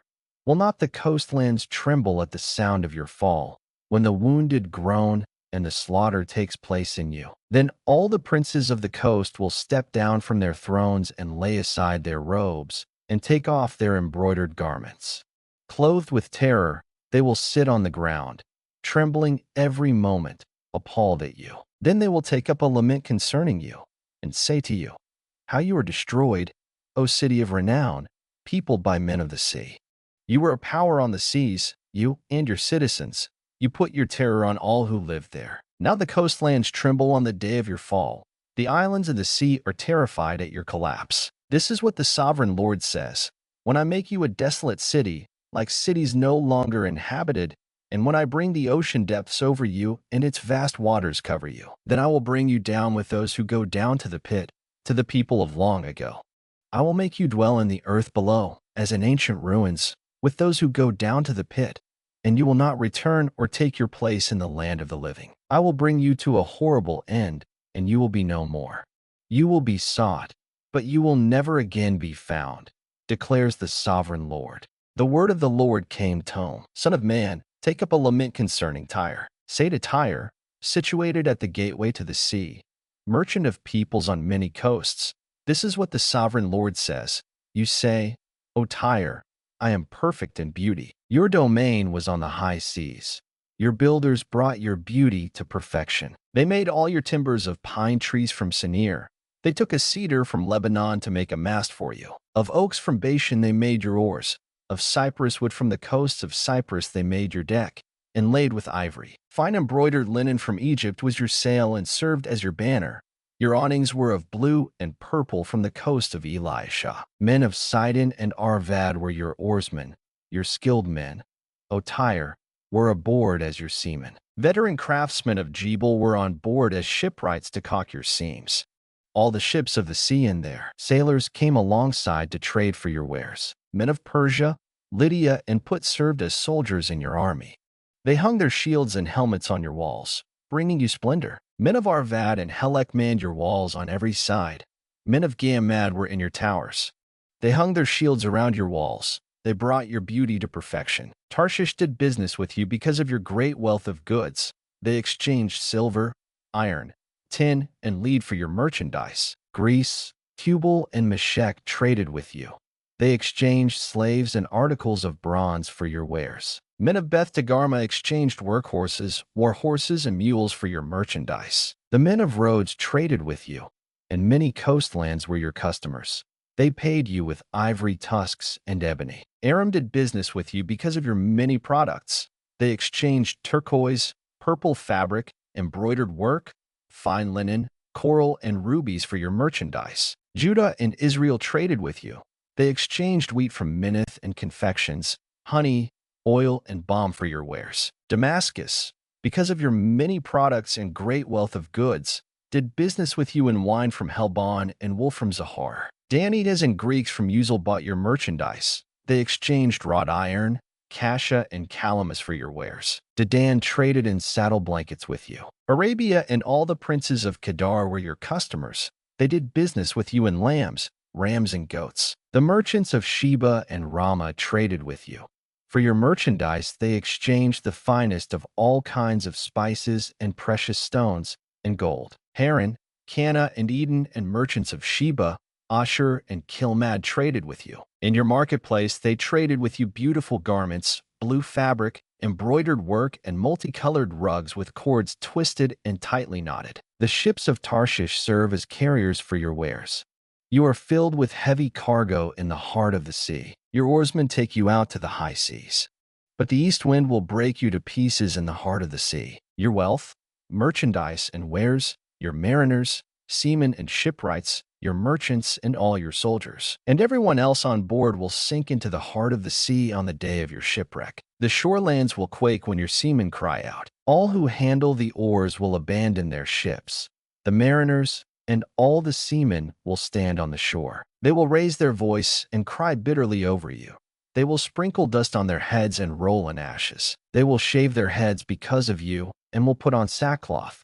They will weep over you with anguish of soul and with bitter mourning. As they wail and mourn over you, they will take up a lament concerning you. Who was ever silenced like Tyre, surrounded by the sea? When your merchandise went out on the seas, you satisfied many nations. With your great wealth and your wares you enriched the kings of the earth. Now you are shattered by the sea in the depths of the waters. Your wares and all your company have gone down with you. All who live in the coastlands are appalled at you. Their kings shudder with horror, and their faces are distorted with fear. The merchants among the nations hiss at you. You have come to a horrible end and will be no more. The word of the Lord came to me. Son of man, say to the ruler of Tyre, this is what the sovereign Lord says. In the pride of your heart you say, I am a god. I sit on the throne of a god in the heart of the seas. But you are a man and not a god, that you think you are as wise as a god. Are you wiser than Daniel? Is no secret hidden from you? By your wisdom and understanding you have gained wealth for yourself and amassed gold and silver in your treasuries. By your great skill in trading you have increased your wealth, and because of your wealth your heart has grown proud. Therefore this is what the sovereign Lord says, because you think you are wise as a god. I am going to bring foreigners against you, the most ruthless of nations. They will draw their swords against your beauty and wisdom and pierce your shining splendor. They will bring you down to the pit, and you will die a violent death in the heart of the seas. Will you then say, I am a god, in the presence of those who kill you? You will be but a man, not a god, in the hands of those who slay you. You will die the death of the uncircumcised at the hands of foreigners. I have spoken, declares the sovereign Lord. The word of the Lord came to me. Son of man, take up a lament concerning the king of Tyre and say to him, this is what the sovereign Lord says.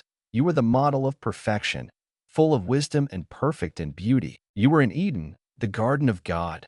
Every precious stone adorned you. Ruby, topaz and emerald, chrysolite, onyx and jasper, sapphire, turquoise and beryl. Your settings and mountings were made of gold. On the day you were created they were prepared. You were anointed as a guardian cherub, for so I ordained you. You were on the holy mount of God. You walked among the fiery stones. You were blameless in your ways from the day you were created till wickedness was found in you. Through your widespread trade you were filled with violence, and you sinned. So I drove you in disgrace from the mount of God, and I expelled you, O guardian cherub, from among the fiery stones. Your heart became proud on account of your beauty, and you corrupted your wisdom because of your splendor. So I threw you to the earth. I made a spectacle of you before kings. By your many sins and dishonest trade you have desecrated your sanctuaries.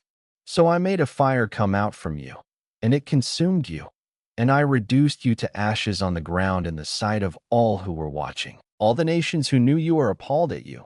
You have come to a horrible end and will be no more. The word of the Lord came to me. Son of man, set your face against Sidon, prophesy against her, and say, "This is what the sovereign Lord says. I am against you, O Sidon, and I will gain glory within you. They will know that I am the Lord, when I inflict punishment on her and show myself holy within her. I will send a plague upon her and make blood flow in her streets. The slain will fall within her, with the sword against her on every side.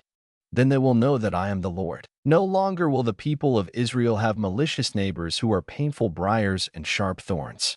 Then they will know that I am the sovereign Lord. This is what the sovereign Lord says. When I gather the people of Israel from the nations where they have been scattered, I will show myself holy among them in the sight of the nations. Then they will live in their own land, which I gave to my servant Jacob. They will live there in safety and will build houses and plant vineyards. They will live in safety when I inflict punishment on all their neighbors who malign them. Then they will know that I am the Lord their God. In the 10th year, in the 10th month on the 12th day, the word of the Lord came to me. Son of man, set your face against Pharaoh king of Egypt and prophesy against him and against all Egypt. Speak to him and say, "This is what the sovereign Lord says. I am against you, Pharaoh king of Egypt, you great monster lying among your streams. You say, 'The Nile is mine. I made it for myself.' But I will put hooks in your jaws and make the fish of your streams stick to your scales. I will pull you out from among your streams, with all the fish sticking to your scales. I will leave you in the desert, you and all the fish of your streams. You will fall on the open field and not be gathered or picked up. I will give you as food to the beasts of the earth and the birds of the air. Then all who live in Egypt will know that I am the Lord. You have been a staff of reed for the house of Israel. When they grasped you with their hands, you splintered, and you tore open their shoulders. When they leaned on you, you broke, and their backs were wrenched. Therefore this is what the sovereign Lord says. I will bring a sword against you and kill your men and their animals. Egypt will become a desolate wasteland. Then they will know that I am the Lord. Because you said, 'The Nile is mine.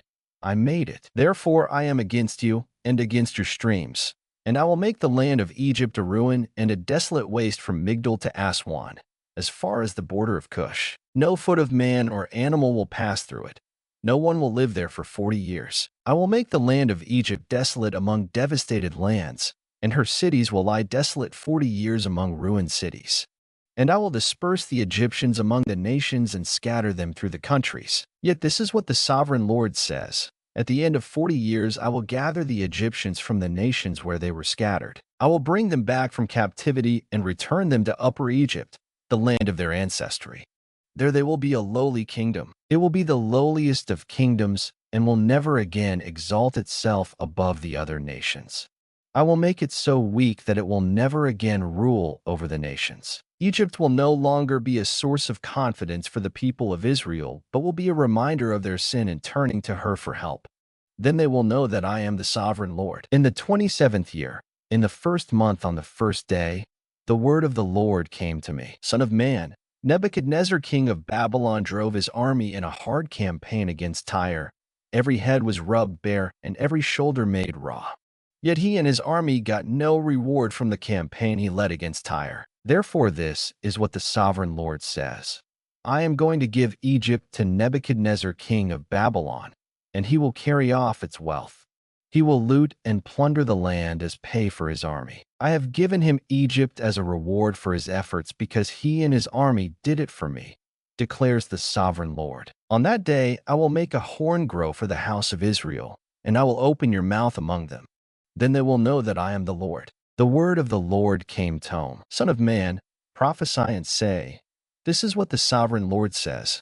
Wail and say, "Alas for that day! For the day is near. The day of the Lord is near, a day of clouds, a time of doom for the nations. A sword will come against Egypt, and anguish will come upon Cush. When the slain fall in Egypt, her wealth will be carried away, and her foundations torn down. Cush and Put, Lydia and all Arabia, Libya and the people of the covenant land will fall by the sword along with Egypt. This is what the Lord says. The allies of Egypt will fall and her proud strength will fail. From Migdol to Aswan they will fall by the sword within her, declares the sovereign Lord. They will be desolate among desolate lands, and their cities will lie among ruined cities. Then they will know that I am the Lord. when I set fire to Egypt and all her helpers are crushed. On that day, messengers will go out from me in ships to frighten Cush out of her complacency. Anguish will take hold of them on the day of Egypt's doom, for it is sure to come. This is what the sovereign Lord says. I will put an end to the hordes of Egypt by the hand of Nebuchadnezzar, king of Babylon. He and his army, the most ruthless of nations, will be brought in to destroy the land. They will draw their swords against Egypt and fill the land with the slain. I will dry up the streams of the Nile and sell the land to evil men. By the hand of foreigners I will lay waste the land and everything in it. I, the Lord, have spoken. This is what the sovereign Lord says. I will destroy the idols and put an end to the images in Memphis. No longer will there be a prince in Egypt, and I will spread fear throughout the land. I will lay waste Upper Egypt, set fire to Zoan, and inflict punishment on Thebes. I will pour out my wrath on Pelusium, the stronghold of Egypt, and cut off the hordes of Thebes. I will set fire to Egypt. Pelusium will writhe in agony. Thebes will be taken by storm. Memphis will be in constant distress. The young men of Heliopolis and Bubastis will fall by the sword, and the cities themselves will go into captivity. Dark will be the day at Tapanhes when I break the yoke of Egypt. There her proud strength will come to an end. She will be covered with clouds, and her villages will go into captivity. So I will inflict punishment on Egypt, and they will know that I am the Lord. In the 11th year, in the first month on the 7th day, the word of the Lord came to me. Son of man, I have broken the arm of Pharaoh, king of Egypt. It has not been bound up for healing or put in a splint so as to become strong enough to hold a sword. Therefore, this is what the sovereign Lord says. I am against Pharaoh, king of Egypt. I will break both his arms, the good arm as well as the broken one, and make the sword fall from his hand. I will disperse the Egyptians among the nations and scatter them through the countries. I will strengthen the arms of the king of Babylon and put my sword in his hand. But I will break the arms of Pharaoh, and he will groan before him like a mortally wounded man. I will strengthen the arms of the king of Babylon, but the arms of Pharaoh will fall limp.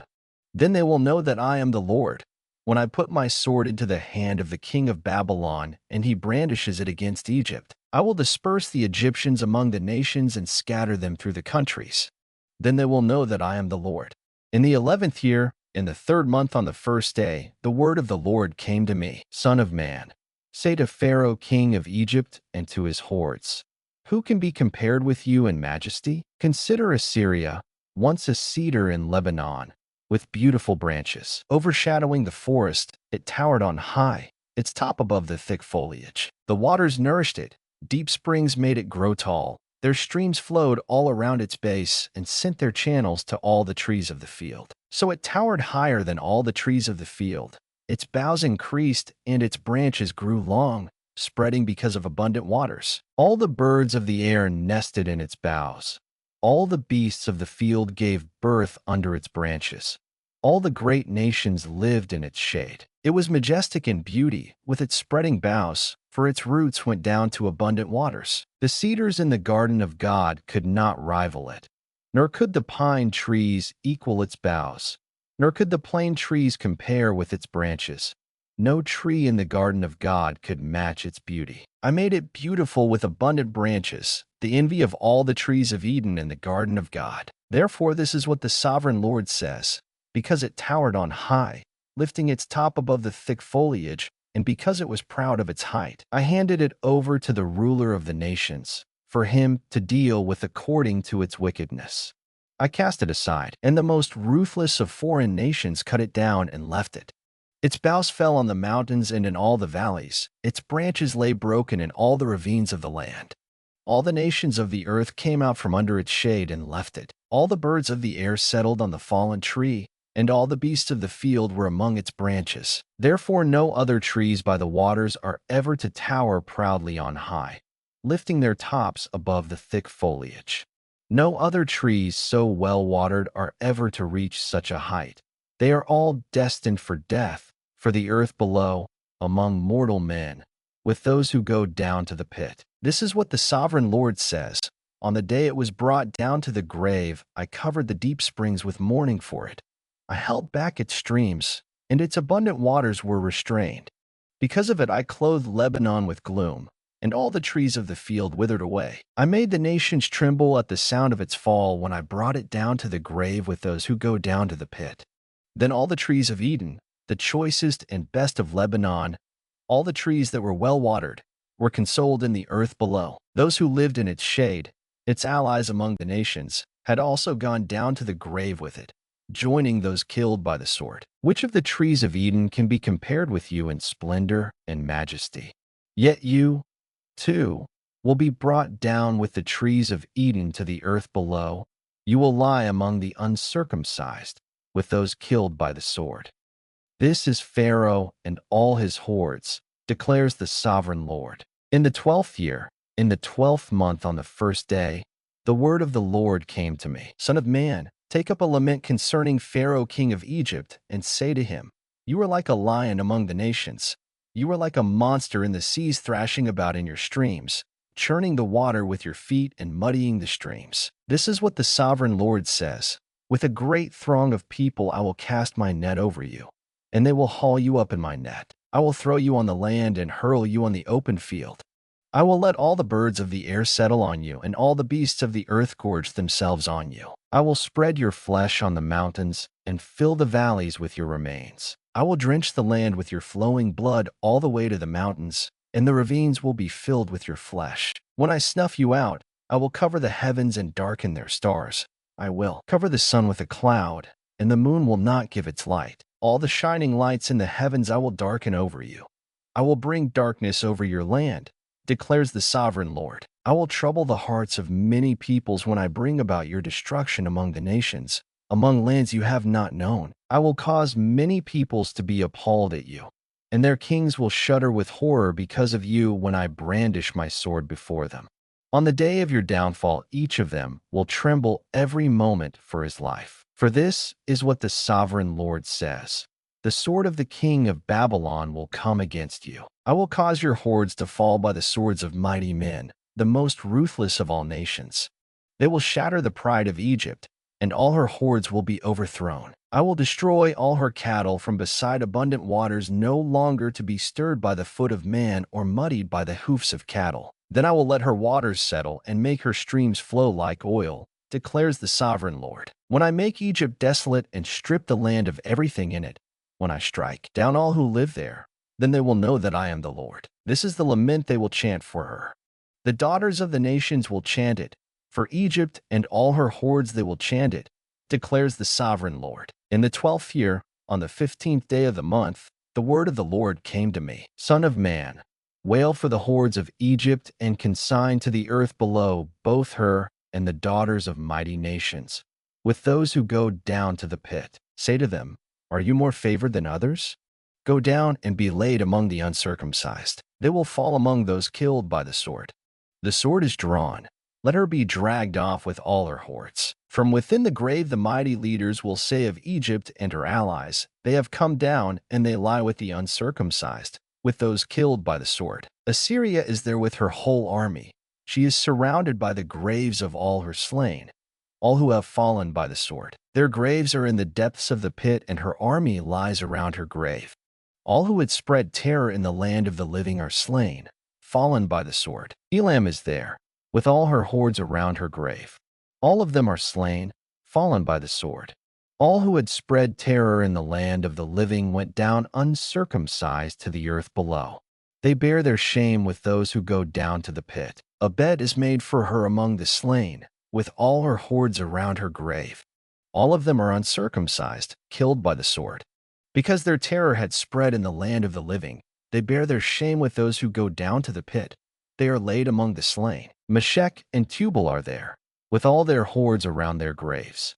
All of them are uncircumcised, killed by the sword because they spread their terror in the land of the living. Do they not lie with the other uncircumcised warriors who have fallen, who went down to the grave with their weapons of war, whose swords were placed under their heads? The punishment for their sins rested on their bones, but the terror of these warriors had stalked through the land of the living. You too, O Pharaoh, will be broken and will lie among the uncircumcised, with those killed by the sword. Edom is there, her kings and all her princes. Despite their power, they are laid with those killed by the sword. They lie with the uncircumcised, with those who go down to the pit. All the princes of the north and all the Sidonians are there. They went down with the slain in disgrace despite the terror caused by their power. They lie uncircumcised with those killed by the sword and bear their shame with those who go down to the pit. Pharaoh, he and all his army will see them, and he will be consoled for all his hordes that were killed by the sword, declares the sovereign Lord. Although I had him spread terror in the land of the living, Pharaoh and all his hordes will be laid among the uncircumcised, with those killed by the sword, declares the sovereign Lord. The word of the Lord came to him. Son of man, speak to your countrymen and say to them, when I bring the sword against a land, and the people of the land choose one of their men and make him their watchman, and he sees the sword coming against the land and blows the trumpet to warn the people, then if anyone hears the trumpet but does not take warning, and the sword comes and takes his life, his blood will be on his own head. Since he heard the sound of the trumpet but did not take warning, his blood will be on his own head. If he had taken warning, he would have saved himself. But if the watchman sees the sword coming and does not blow the trumpet to warn the people, and the sword comes and takes the life of one of them, that man will be taken away because of his sin. But I will hold the watchman accountable for his blood. Son of man, I have made you a watchman for the house of Israel.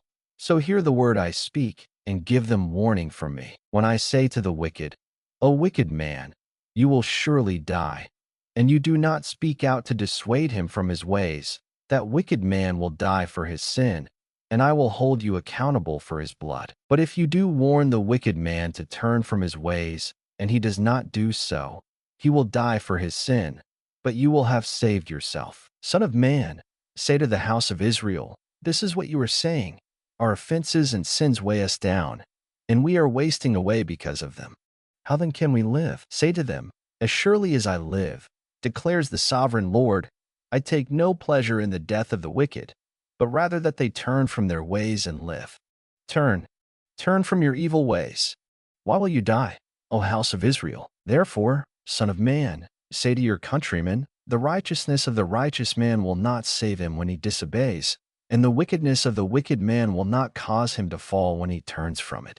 The righteous man, if he sins, will not be allowed to live because of his former righteousness. If I tell the righteous man that he will surely live, but then he trusts in his righteousness and does evil, none of the righteous things he has done will be remembered. He will die for the evil he has done. And if I say to the wicked man, you will surely die, but he then turns away from his sin and does what is just and right, if he gives back what he took in pledge for a loan, returns what he has stolen, follows the decrees that give life, and does no evil, he will surely live. He will not die. None of the sins he has committed will be remembered against him. He has done what is just and right. He will surely live. Yet your countrymen say, the way of the Lord is not just, but it is their way that is not just. If a righteous man turns from his righteousness and does evil, he will die for it. And if a wicked man turns away from his wickedness and does what is just and right, he will live by doing so. Yet, O house of Israel, you say, the way of the Lord is not just, but I will judge each of you according to his own ways. In the 12th year of our exile, in the 10th month on the 5th day, a man who had escaped from Jerusalem came to me and said, the city has fallen. Now the evening before the man arrived, the hand of the Lord was upon me, and he opened my mouth before the man came to me in the morning. So my mouth was opened and I was no longer silent. Then the word of the Lord came to me, Son of man, the people living in those ruins in the land of Israel are saying, Abraham was only one man, yet he possessed the land. But we are many. Surely the land has been given to us as our possession. Therefore say to them, this is what the sovereign Lord says. Since you eat meat with the blood still in it, and look to your idols and shed blood, should you then possess the land? You rely on your sword, you do detestable things, and each of you defiles his neighbor's wife. Should you then possess the land? Say this to them. This is what the sovereign Lord says. As surely as I live, those who are left in the ruins will fall by the sword. Those out in the country I will give to the wild animals to be devoured, and those in strongholds and caves will die of a plague. I will make the land a desolate waste, and her proud strength will come to an end, and the mountains of Israel will become desolate so that no one will cross them. Then they will know that I am the Lord, when I have made the land a desolate waste because of all the detestable things they have done. As for you, Son of man, your countrymen are talking together about you by the walls and at the doors of the houses, saying to each other, "Come and hear the message that has come from the Lord." My people come to you, as they usually do, and sit before you to listen to your words, but they do not put them into practice. With their mouths they express devotion, but their hearts are greedy for unjust gain. Indeed, to them you are nothing more than one who sings love songs with a beautiful voice and plays an instrument well, for they hear your words, but do not put them into practice. When all this comes true, and it surely will, then they will know that a prophet has been among them. The word of the Lord came to me. Son of man, prophesy against the shepherds of Israel. Prophesy and say to them, "This is what the sovereign Lord says. Woe to the shepherds of Israel who only take care of themselves. Should not shepherds take care of the flock? You eat the curds, clothe yourselves with the wool, and slaughter the choice animals, but you do not take care of the flock. You have not strengthened the weak, or healed the sick, or bound up the injured. You have not brought back the strays or searched for the lost. You have ruled them harshly and brutally. So they were scattered because there was no shepherd, and when they were scattered, they became food for all the wild animals. My sheep wandered over all the mountains and on every high hill. They were scattered over the whole earth, and no one searched or looked for them. Therefore, you shepherds, hear the word of the Lord. As surely as I live, declares the sovereign Lord, because my flock lacks a shepherd and so has been plundered and has become food for all the wild animals, and because my shepherds did not search for my flock but cared for themselves rather than for my flock. Therefore, O shepherds, hear the word of the Lord. This is what the sovereign Lord says. I am against the shepherds and will hold them accountable for my flock. I will remove them from tending the flock, so that the shepherds can no longer feed themselves. I will rescue my flock from their mouths, and it will no longer be food for them. For this is what the sovereign Lord says. I myself will search for my sheep and look after them. As a shepherd looks after his scattered flock when he is with them, so will I look after my sheep. I will rescue them from all the places where they were scattered on a day of clouds and darkness. I will bring them out from the nations and gather them from the countries, and I will bring them into their own land. I will pasture them on the mountains of Israel, in the ravines, and in all the settlements in the land. I will tend them in a good pasture, and the mountain heights of Israel will be their grazing land.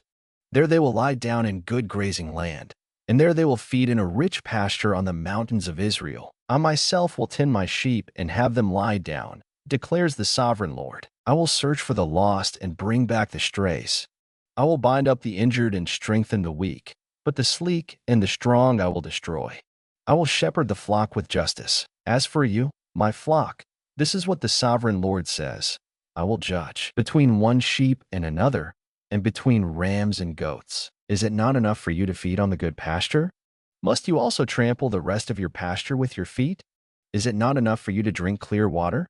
Must you also muddy the rest with your feet? Must my flock feed on what you have trampled and drink what you have muddied with your feet? Therefore this is what the sovereign Lord says to them.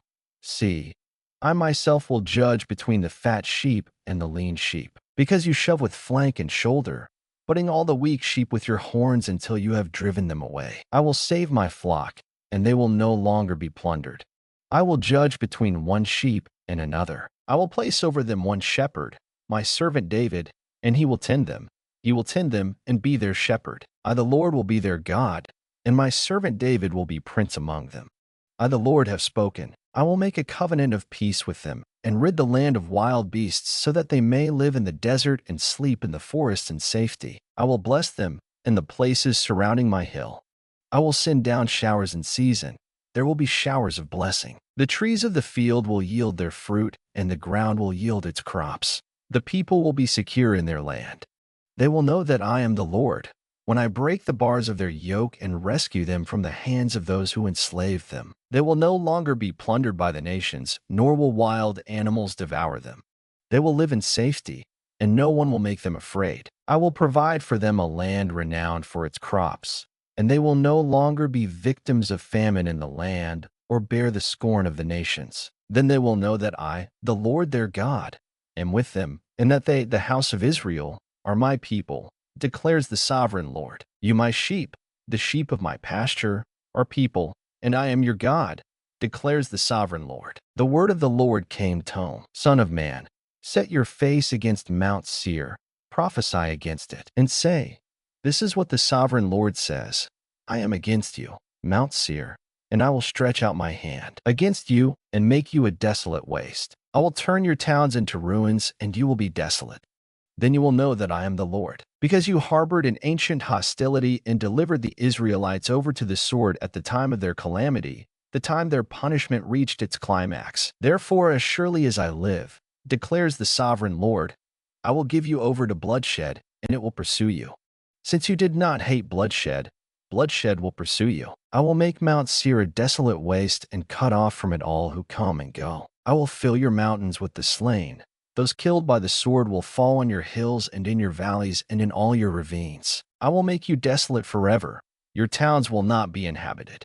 Then you will know that I am the Lord, because you have said, these two nations and countries will be ours, and we will take possession of them, even though I the Lord was there. Therefore, as surely as I live, declares the sovereign Lord, I will treat you in accordance with the anger and jealousy you showed in your hatred of them, and I will make myself known among them when I judge you. Then you will know that I the Lord have heard all the contemptible things you have said against the mountains of Israel. You said, they have been laid waste and have been given over to us to devour. You boasted against me and spoke against me without restraint, and I heard it. This is what the sovereign Lord says. While the whole earth rejoices, I will make you desolate. Because you rejoiced when the inheritance of the house of Israel became desolate, that is how I will treat you. You will be desolate, O Mount Seir, you and all of Edom. Then they will know that I am the Lord. Son of man, prophesy to the mountains of Israel and say, O mountains of Israel, hear the word of the Lord. This is what the sovereign Lord says. The enemy said of you, Aha!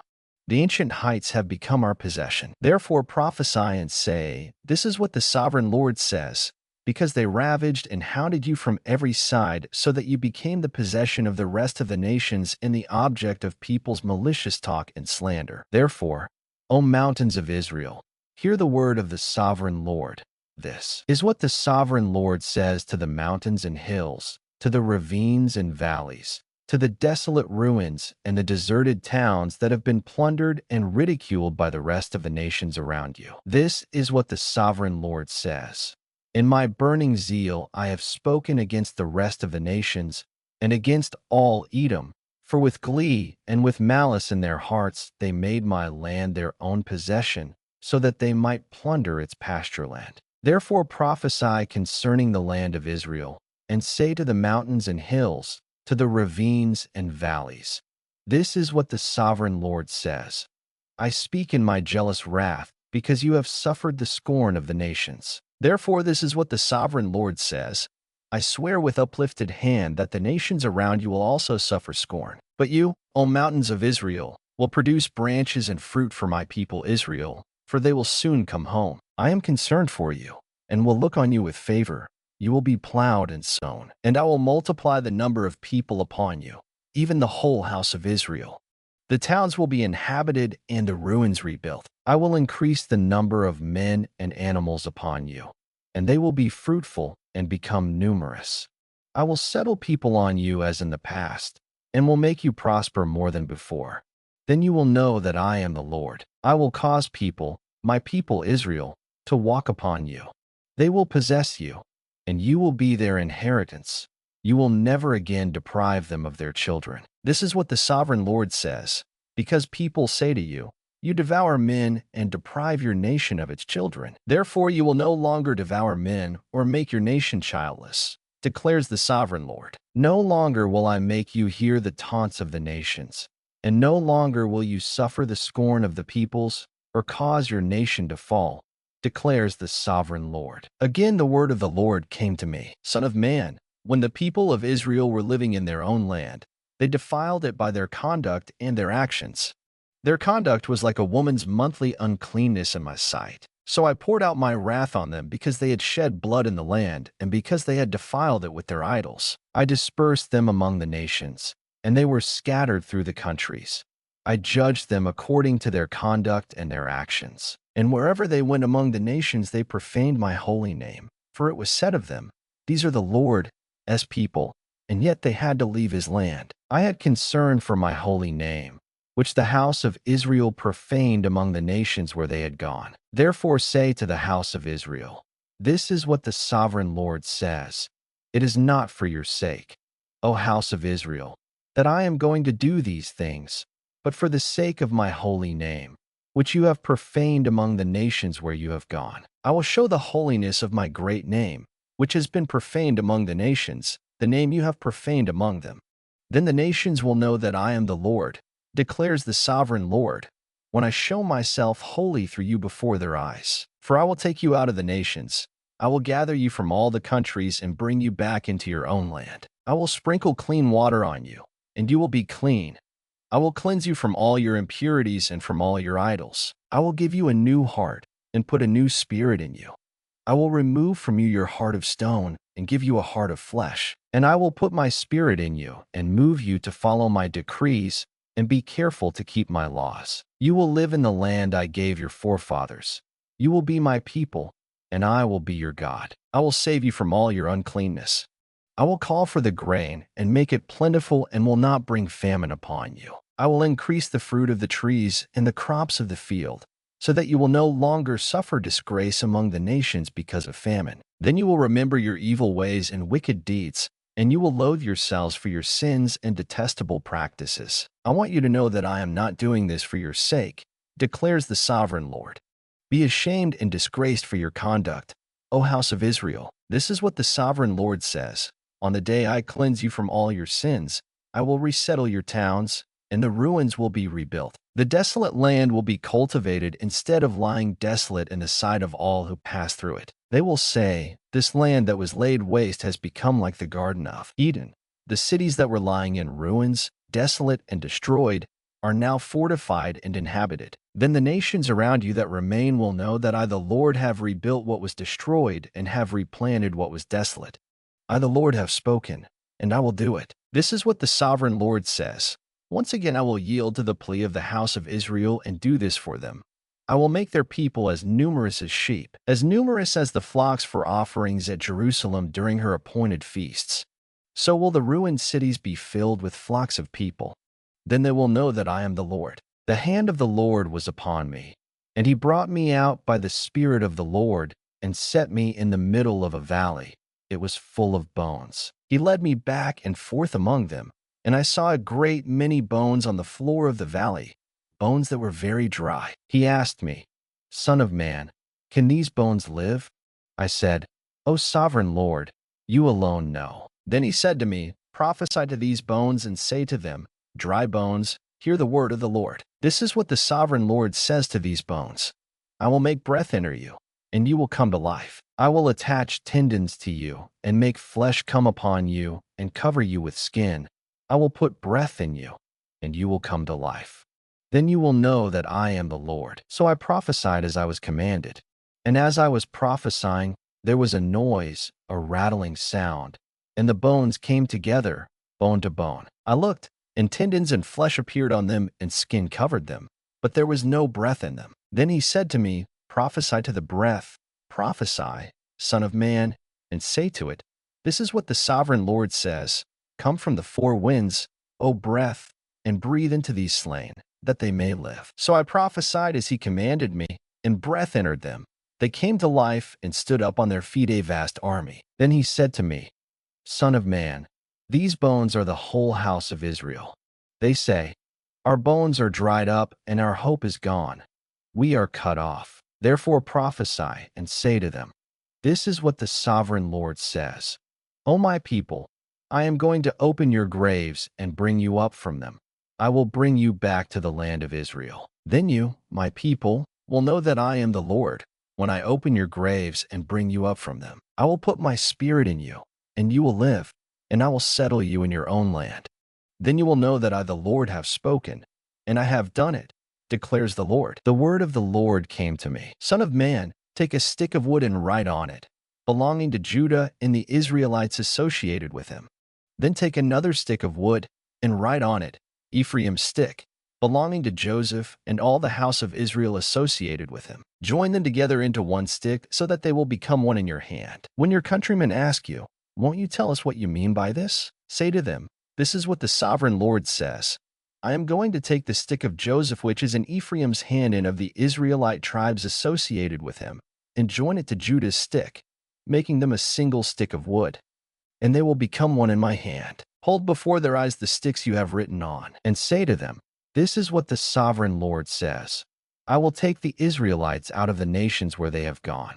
I will gather them from all around and bring them back into their own land. I will make them one nation in the land, on the mountains of Israel. There will be one king over all of them, and they will never again be two nations or be divided into two kingdoms. They will no longer defile themselves with their idols and vile images or with any of their offenses, for I will save them from all their sinful backsliding, and I will cleanse them. They will be my people, and I will be their God. My servant David will be king over them, and they will all have one shepherd. They will follow my laws and be careful to keep my decrees. They will live in the land I gave to my servant Jacob, the land where your fathers lived. They and their children and their children's children will live there forever, and David my servant will be their prince forever. I will make a covenant of peace with them. It will be an everlasting covenant. I will establish them and increase their numbers, and I will put my sanctuary among them forever. My dwelling place will be with them.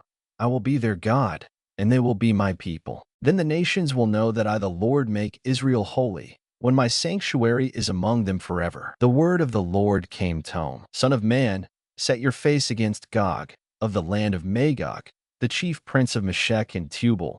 Prophesy against him, and say, this is what the sovereign Lord says. I am against you, O Gog, chief prince of Meshech and Tubal. I will turn you around, put hooks in your jaws, and bring you out with your whole army, your horses, your horsemen fully armed, and a great horde with large and small shields, all of them brandishing their swords. Persia, Cush, and Put will be with them, all with shields and helmets. Also Gomer with all its troops, and Beth Togarmah from the far north with all its troops, the many nations with you. Get ready, be prepared, you and all the hordes gathered about you, and take command of them. After many days you will be called to arms. In future years you will invade a land that has recovered from war, whose people were gathered from many nations to the mountains of Israel, which had long been desolate. They had been brought out from the nations, and now all of them live in safety. You and all your troops and the many nations with you will go up, advancing. Like a storm, you will be like a cloud covering the land. This is what the sovereign Lord says. On that day thoughts will come into your mind, and you will devise an evil scheme. You will say, I will invade a land of unwalled villages. I will attack a peaceful and unsuspecting people, all of them living without walls and without gates and bars. I will plunder and loot and turn my hand against the resettled ruins and the people gathered from the nations, rich in livestock and goods, living at the center of the land. Sheba and Dedan and the merchants of Tarshish and all her villages will say to you, have you come to plunder? Have you gathered your hordes to loot, to carry off silver and gold, to take away livestock and goods, and to seize much plunder? Therefore, son of man, prophesy and say to Gog, this is what the sovereign Lord says. In that day, when my people Israel are living in safety, will you not take notice of it? You will come from your place in the far north, you and many nations with you, all of them riding on horses, a great horde, a mighty army. You will advance against my people Israel like a cloud that covers the land. In days to come, O Gog, I will bring you against my land, so that the nations may know me when I show myself holy through you before their eyes. This is what the sovereign Lord says. Are you not the one I spoke of in former days by my servants the prophets of Israel? At that time they prophesied for years that I would bring you against them. This is what will happen in that day. When Gog attacks the land of Israel, my hot anger will be aroused, declares the sovereign Lord. In my zeal and fiery wrath I declare that at that time there shall be a great earthquake in the land of Israel. The fish of the sea, the birds of the air, the beasts of the field, every creature that moves along the ground, and all the people on the face of the earth will tremble at my presence. The mountains will be overturned, the cliffs will crumble, and every wall will fall to the ground. I will summon a sword against Gog on all my mountains, declares the sovereign Lord. Every man's sword will be against his brother. I will execute judgment upon him with plague and bloodshed. I will pour down torrents of rain, hailstones, and burning sulfur on him, and on his troops, and on the many nations with him. And so I will show my greatness and my holiness, and I will make myself known in the sight of many nations. Then they will know that I am the Lord. Son of man, prophesy against Gog and say, this is what the sovereign Lord says.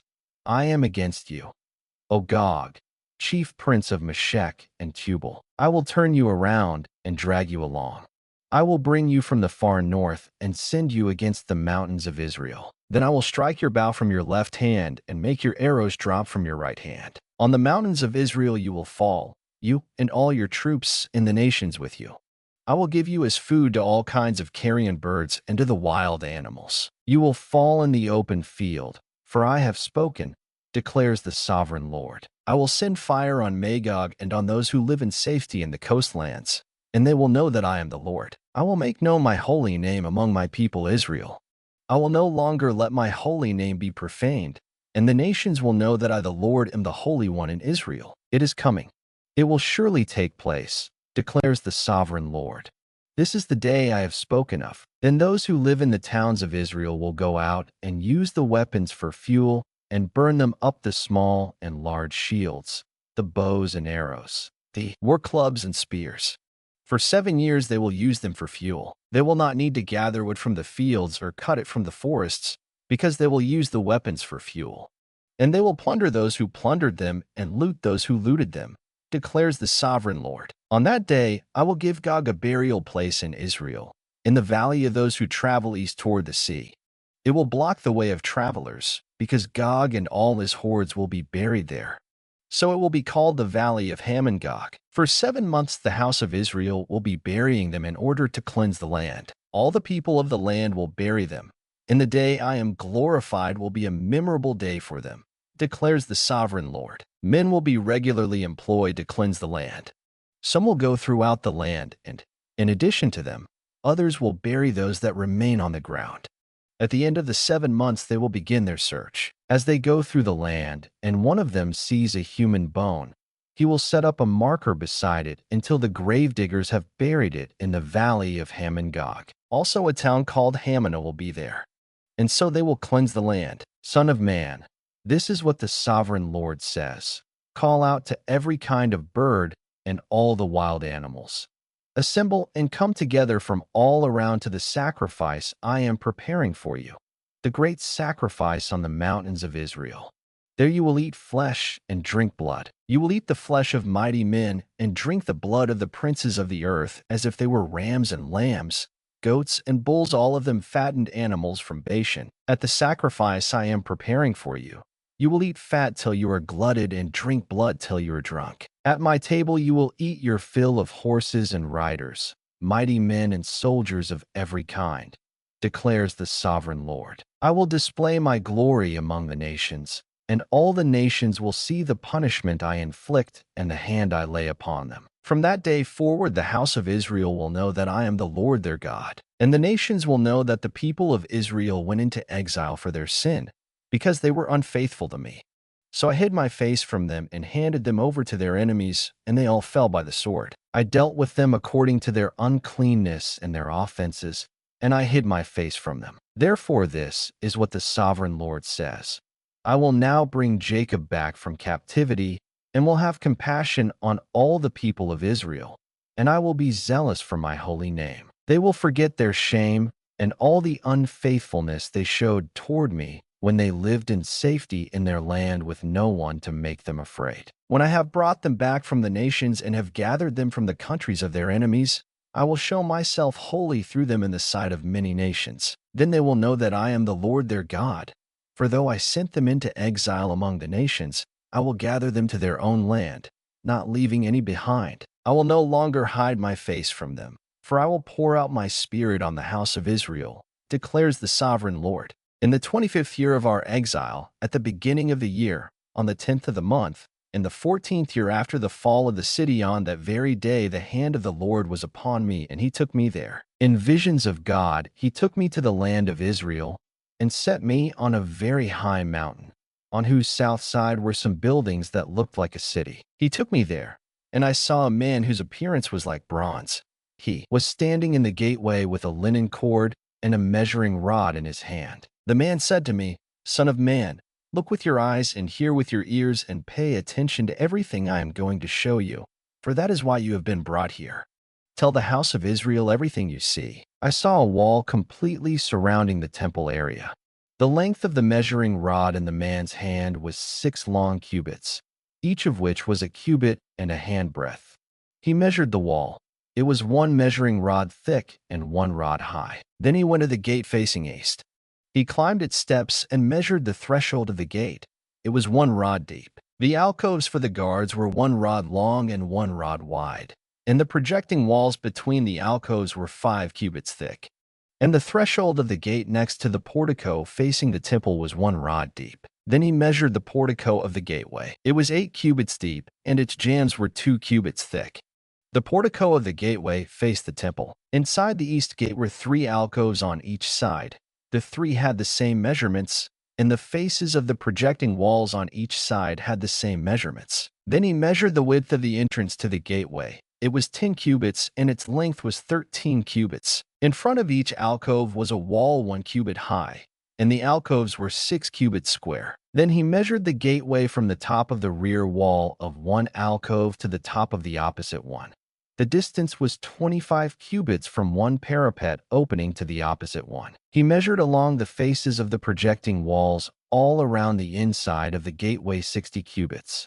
The measurement was up to the portico facing the courtyard. The distance from the entrance of the gateway to the far end of its portico was 50 cubits. The alcoves and the projecting walls inside the gateway were surmounted by narrow parapet openings all around, as was the portico. The openings all around faced inward.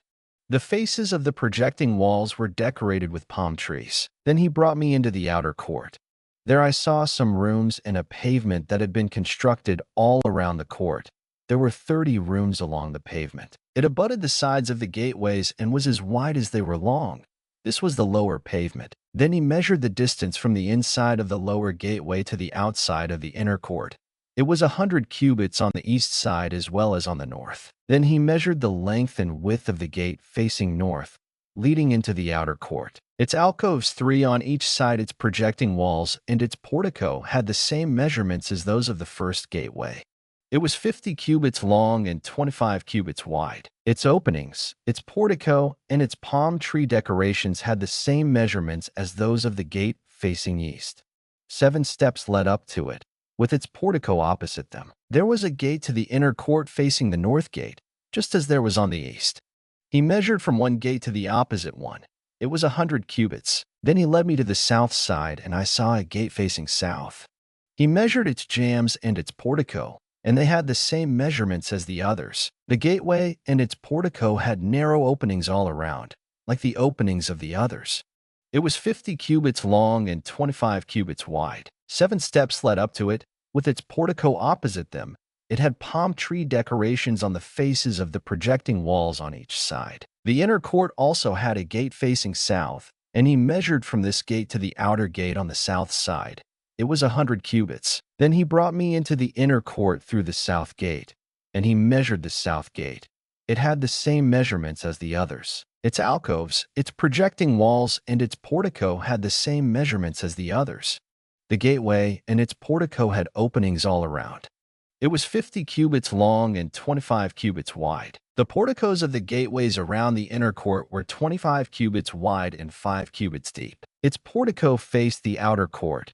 Palm trees decorated its jambs, and 8 steps led up to it. Then he brought me to the inner court on the east side, and he measured the gateway. It had the same measurements as the others. Its alcoves, its projecting walls, and its portico had the same measurements as the others. The gateway and its portico had openings all around. It was 50 cubits long and 25 cubits wide. Its portico faced the outer court. Palm trees decorated the jambs on either side, and 8 steps led up to it. Then he brought me to the north gate and measured it. It had the same measurements as the others, as did its alcoves, its projecting walls, and its portico, and it had openings all around. It was 50 cubits long and 25 cubits wide. Its portico faced the outer court.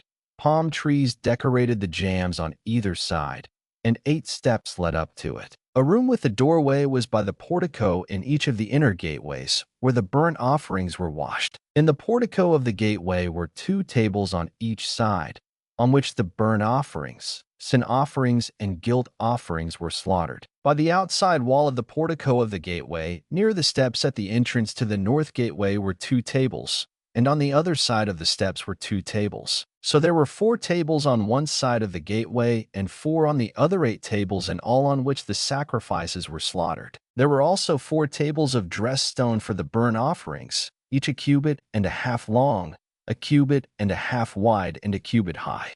On them were placed the utensils for slaughtering the burnt offerings and the other sacrifices, and double-pronged hooks, each a handbreadth long, were attached to the wall all around.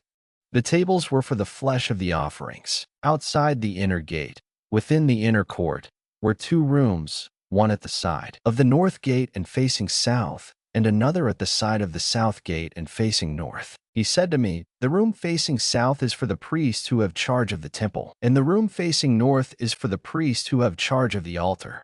These are the sons of Zadok, who are the only Levites who may draw near to the Lord to minister before him." Then he measured the court.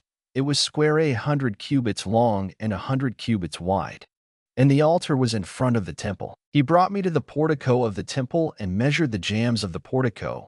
They were 5 cubits wide on either side. The width of the entrance was 14 cubits, and its projecting walls were 3 cubits wide on either side. The portico was 20 cubits wide and 12 cubits from front to back. It was reached by a flight of stairs, and there were pillars on each side of the jambs. Then the man brought me to the outer sanctuary and measured the jambs. The width of the jambs was 6 cubits on each side. The entrance was 10 cubits wide, and the projecting walls on each side of it were 5 cubits wide.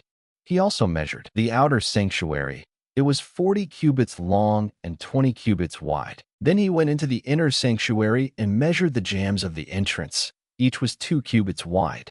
The entrance was 6 cubits wide, and the projecting walls on each side of it were 7 cubits wide. And he measured the length of the inner sanctuary. It was 20 cubits, and its width was 20 cubits across the end of the outer sanctuary. He said to me, "This is the most holy place." Then he measured the wall of the temple. It was 6 cubits thick, and each side room around the temple was 4 cubits wide. The side rooms were on 3 levels, one above another, 30 on each level. There were ledges all around the wall of the temple to serve as supports for the side rooms, so that the supports were not inserted into the wall of the temple. The side rooms all around the temple were wider at each successive level. The structure surrounding the temple was built in ascending stages, so that the rooms widened as one went upward. A stairway went up from the lowest floor to the top floor through the middle floor. I saw that the temple had a raised base all around it, forming the foundation of the side rooms. It was the length of the rod, 6 long cubits. The outer wall of the side rooms was 5 cubits thick. The open area between the side rooms of the temple and the priest rooms was 20 cubits wide all around the temple. There were entrances to the side rooms from the open area, one on the north and another on the south, and the base adjoining the open area was 5 cubits wide all around. The building facing the temple courtyard on the west side was 70 cubits wide. The wall of the building was 5 cubits thick all around, and its length was 90 cubits. Then he measured the temple. It was 100 cubits long, and the temple courtyard and the building with its walls were also 100 cubits long. The width of the temple courtyard on the east, including the front of the temple, was 100 cubits. Then he measured the length of the building facing the courtyard at the rear of the temple, including its galleries on each side. It was 100 cubits. The outer sanctuary, the inner sanctuary, and the portico facing the court, as well as the thresholds and the narrow windows and galleries around the 3 of them, everything beyond and including the threshold was covered with wood.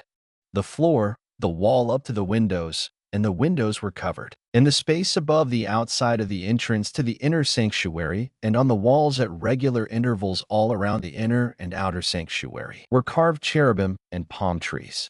Palm trees alternated with cherubim. Each cherub had 2 faces, the face of a man toward the palm tree on one side and the face of a lion toward the palm tree on the other. They were carved all around the whole temple. From the floor to the area above the entrance, cherubim and palm trees were carved on the wall of the outer sanctuary. The outer sanctuary had a rectangular doorframe, and the one at the front of the most holy place was similar. There was a wooden altar 3 cubits high and 2 cubits square. Its corners, its base, and its sides were of wood. The man said to me, "This is the table that is before the Lord." Both the outer sanctuary and the most holy place had double doors. Each door had 2 hinged leaves for each door. And on the doors of the outer sanctuary were carved cherubim and palm trees like those carved on the walls. And there was a wooden overhang on the front of the portico. On the side walls of the portico were narrow windows with palm trees carved on each side. The side rooms of the temple also had overhangs. Then the man led me northward into the outer court and brought me to the rooms opposite the temple courtyard and opposite the outer wall on the north side. The building whose door faced north was 100 cubits long and 50 cubits wide, both in the section 20 cubits from the inner court and in the section opposite the pavement of the outer court. Gallery faced gallery at the 3 levels. In front of the rooms was an inner passageway 10 cubits wide and 100 cubits long. Their doors were on the north. Now the upper rooms were narrower, for the galleries took more space from them than from the rooms on the lower and middle floors of the building. The rooms on the 3rd floor had no pillars, as the courts had, so they were smaller in floor space than those on the lower and middle floors. There was an outer wall parallel to the rooms in the outer court. It extended in front of the rooms for 50 cubits, while the row of rooms on the side next to the outer court was 50 cubits long.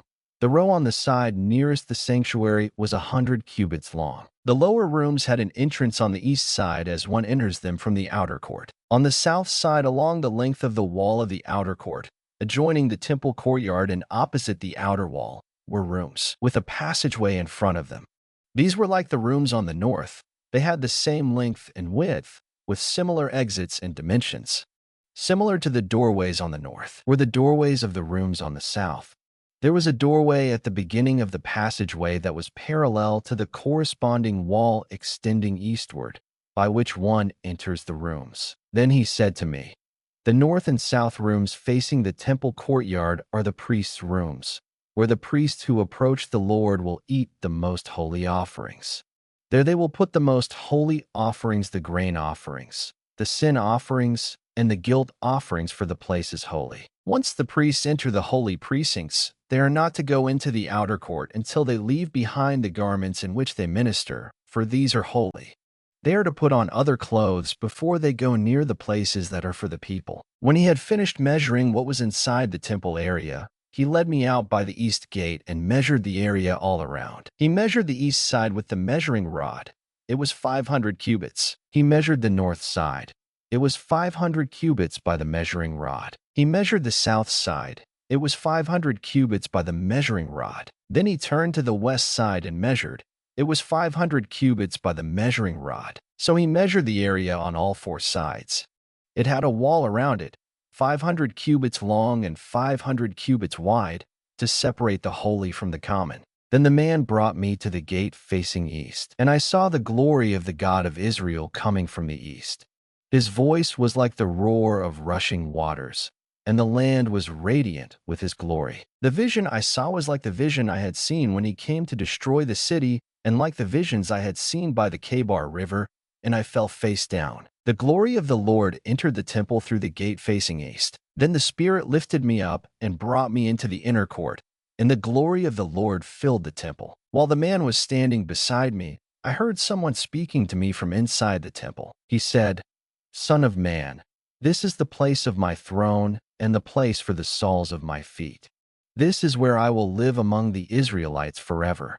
The house of Israel will never again defile my holy name, neither they nor their kings, by their prostitution and the lifeless idols of their kings at their high places. When they placed their threshold next to my threshold and their doorposts beside my doorposts, with only a wall between me and them, they defiled my holy name by their detestable practices.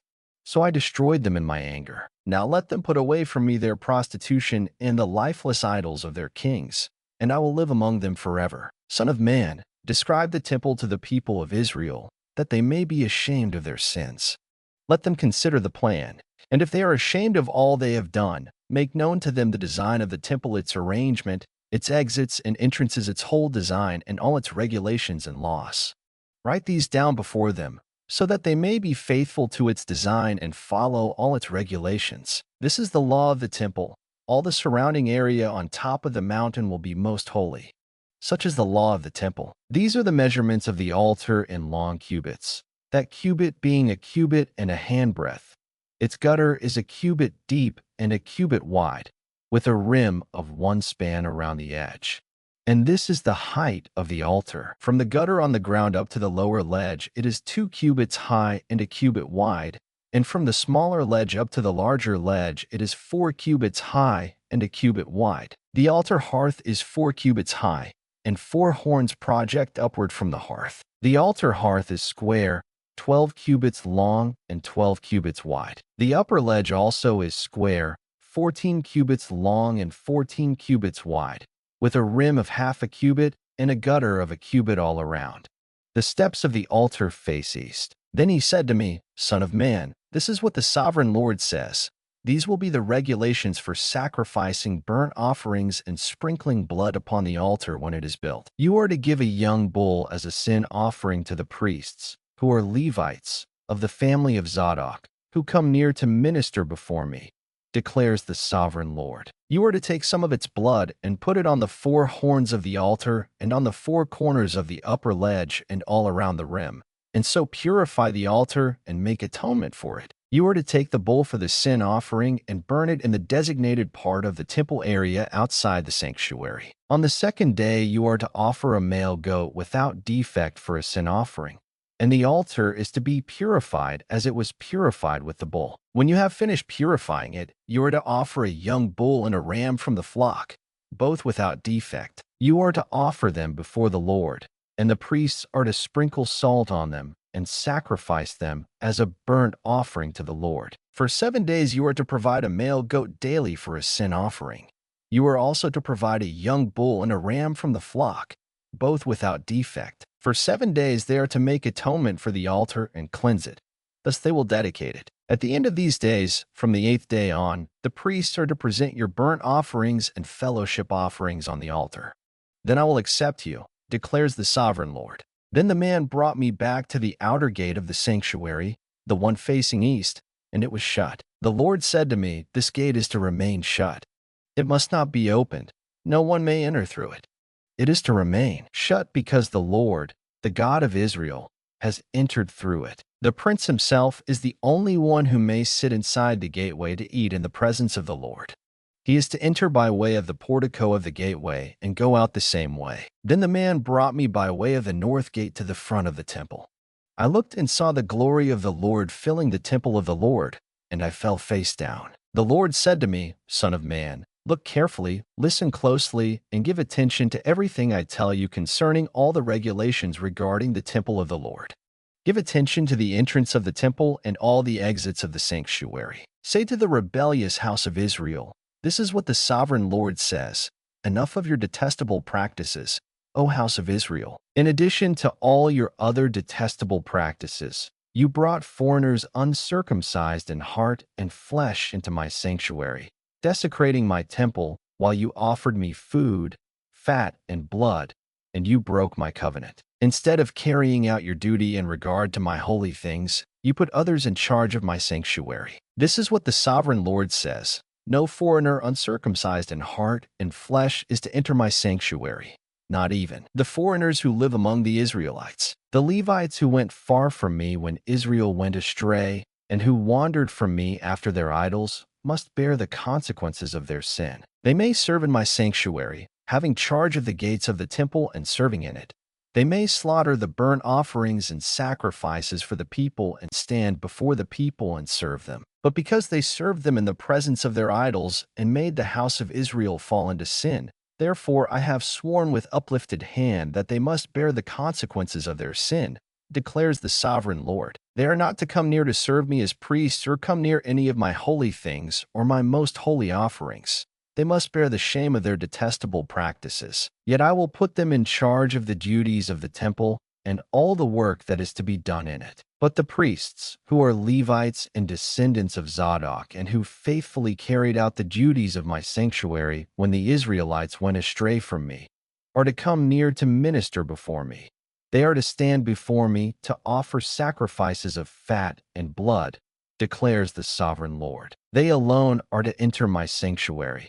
They alone are to come near my table to minister before me and perform my service. When they enter the gates of the inner court, they are to wear linen clothes. They must not wear any woolen garment while ministering at the gates of the inner court or inside the temple. They are to wear linen turbans on their heads and linen undergarments around their waists. They must not wear anything that makes them perspire. When they go out into the outer court where the people are, they are to take off the clothes they have been ministering in and are to leave them in the sacred rooms and put on other clothes, so that they do not consecrate the people by means of their garments. They must not shave their heads or let their hair grow long, but they are to keep the hair of their heads trimmed. No priest is to drink wine when he enters the inner court. They must not marry widows or divorced women. They may marry only virgins of Israelite descent or widows of priests. They are to teach my people the difference between the holy and the common and show them how to distinguish between the unclean and the clean. In any dispute, the priests are to serve as judges and decide it according to my ordinances. They are to keep my laws and my decrees for all my appointed feasts, and they are to keep my Sabbaths holy. A priest must not defile himself by going near a dead person. However, if the dead person was his father or mother, son or daughter, brother or unmarried sister, then he may defile himself. After he is cleansed, he must wait 7 days. On the day he goes into the inner court of the sanctuary to minister in the sanctuary, he is to offer a sin offering for himself, declares the sovereign Lord. I am to be the only inheritance the priests have.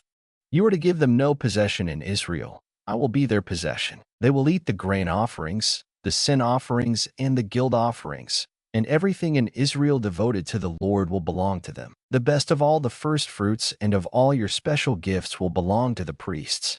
You are to give them the first portion of your ground meal so that a blessing may rest on your household. The priests must not eat anything, bird or animal, found dead or torn by wild animals. When you allot the land as an inheritance, you are to present to the Lord a portion of the land as a sacred district, 25,000 cubits long and 20,000 cubits wide. The entire area will be holy. Of this, a section 500 cubits square is to be for the sanctuary, with 50 cubits around it for open land. In the sacred district, measure off a section 25,000 cubits long and 10,000 cubits wide. And it will be the sanctuary, the most holy place. It will be the sacred portion of the land for the priests, who minister in the sanctuary and who draw near to minister before the Lord. It will be a place for their houses as well as a holy place for the sanctuary. An area 25,000 cubits long and 10,000 cubits wide will belong to the Levites, who serve in the temple, as their possession for towns to live in. You are to give the city as its property an area 5,000 cubits wide and 25,000 cubits long. Adjoining the sacred portion, it will belong to the whole house of Israel. The prince will have the land bordering each side of the area formed by the sacred district and the property of the city. It will extend westward from the west side and eastward from the east side, running lengthwise from the western to the eastern border parallel to one of the tribal portions. This land will be his possession in Israel.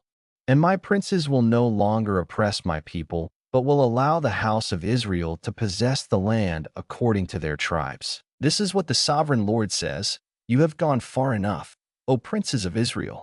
Give up your violence and oppression and do what is just and right. Stop dispossessing my people, declares the sovereign Lord. You are to use accurate scales, an accurate ephah, and an accurate bath. The ephah and the bath are to be the same size, the bath containing 1/10 of a homer and the ephah 1/10 of a homer. The homer is to be the standard measure for both. The shekel is to consist of 20 gerahs. 20 shekels plus 25 shekels plus 15 shekels equal 1 mina. This is the special gift you are to offer: 1/6 of an ephah from each homer of wheat and 1/6 of an ephah from each homer of barley. The prescribed portion of oil, measured by the bath, is 1/10 of a bath from each cor, which consists of 10 baths or 1 homer, for 10 baths are equivalent to a homer. Also, 1 sheep is to be taken from every flock of 200 from the well-watered pastures of Israel. These will be used for the grain offerings, burnt offerings, and fellowship offerings to make atonement for the people, declares the sovereign Lord. All the people of the land will participate in this special gift for the use of the prince in Israel. It will be the duty of the prince to provide the burnt offerings, grain offerings, and drink offerings at the festivals, the new moons, and the Sabbaths at all the appointed feasts of the house of Israel.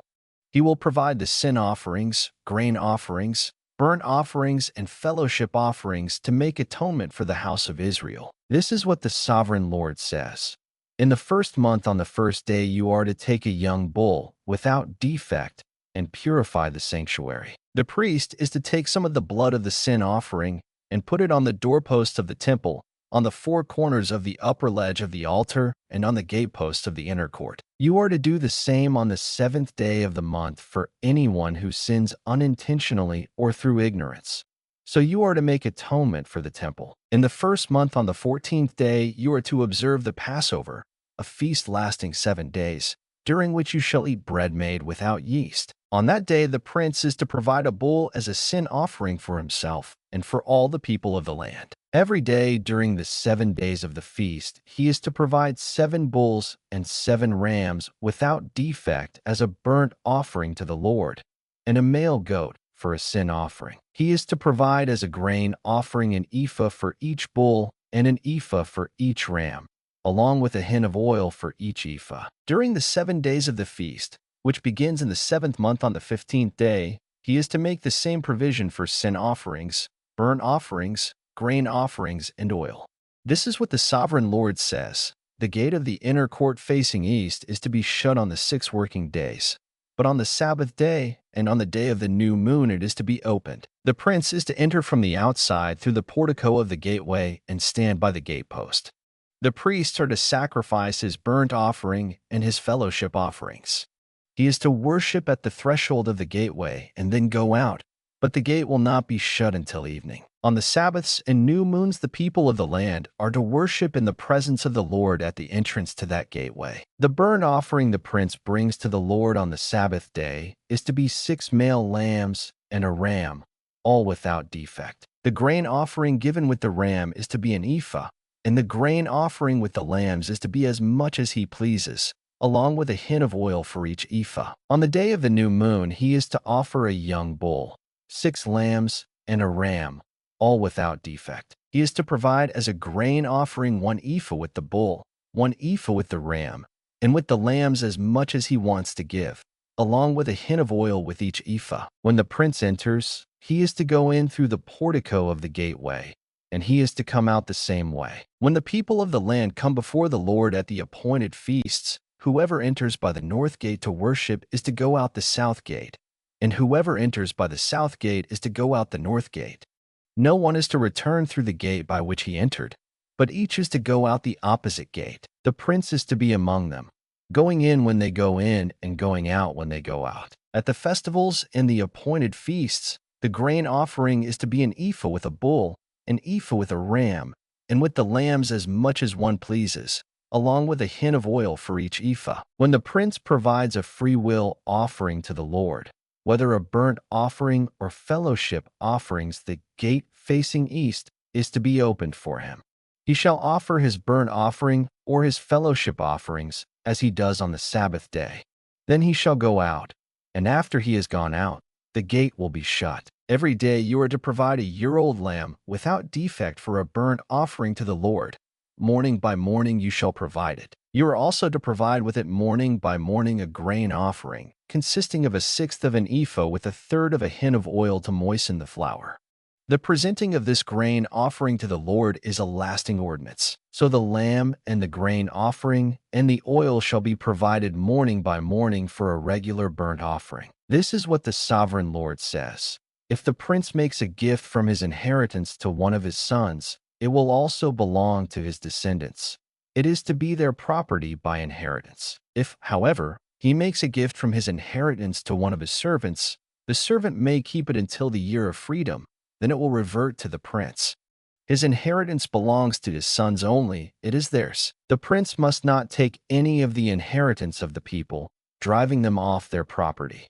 He is to give his sons their inheritance out of his own property, so that none of my people will be separated from his property. Then the man brought me through the entrance at the side of the gate to the sacred rooms facing north, which belonged to the priests, and showed me a place at the western end. He said to me, "This is the place where the priests will cook the guilt offering and the sin offering and bake the grain offering, to avoid bringing them into the outer court and consecrating the people." He then brought me to the outer court and led me around to its four corners, and I saw in each corner another court. In the four corners of the outer court were enclosed courts, 40 cubits long and 30 cubits wide.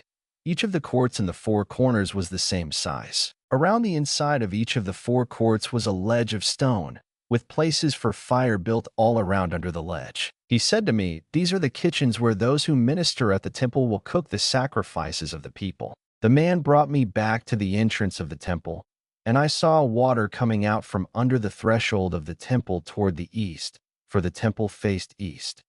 The water was coming down from under the south side of the temple, south of the altar. He then brought me out through the north gate and led me around the outside to the outer gate facing east, and the water was flowing from the south side. As the man went eastward with a measuring line in his hand, he measured off 1,000 cubits and then led me through water that was ankle deep. He measured off another 1,000 cubits and led me through water that was knee deep. He measured off another 1,000 and led me through water that was up to the waist. He measured off another 1,000, but now it was a river that I could not cross, because the water had risen and was deep enough to swim in a river that no one could cross. He asked me, "Son of man, do you see this?" Then he led me back to the bank of the river. When I arrived there, I saw a great number of trees on each side of the river. He said to me, "This water flows toward the eastern region and goes down into the Arabah, where it enters the sea.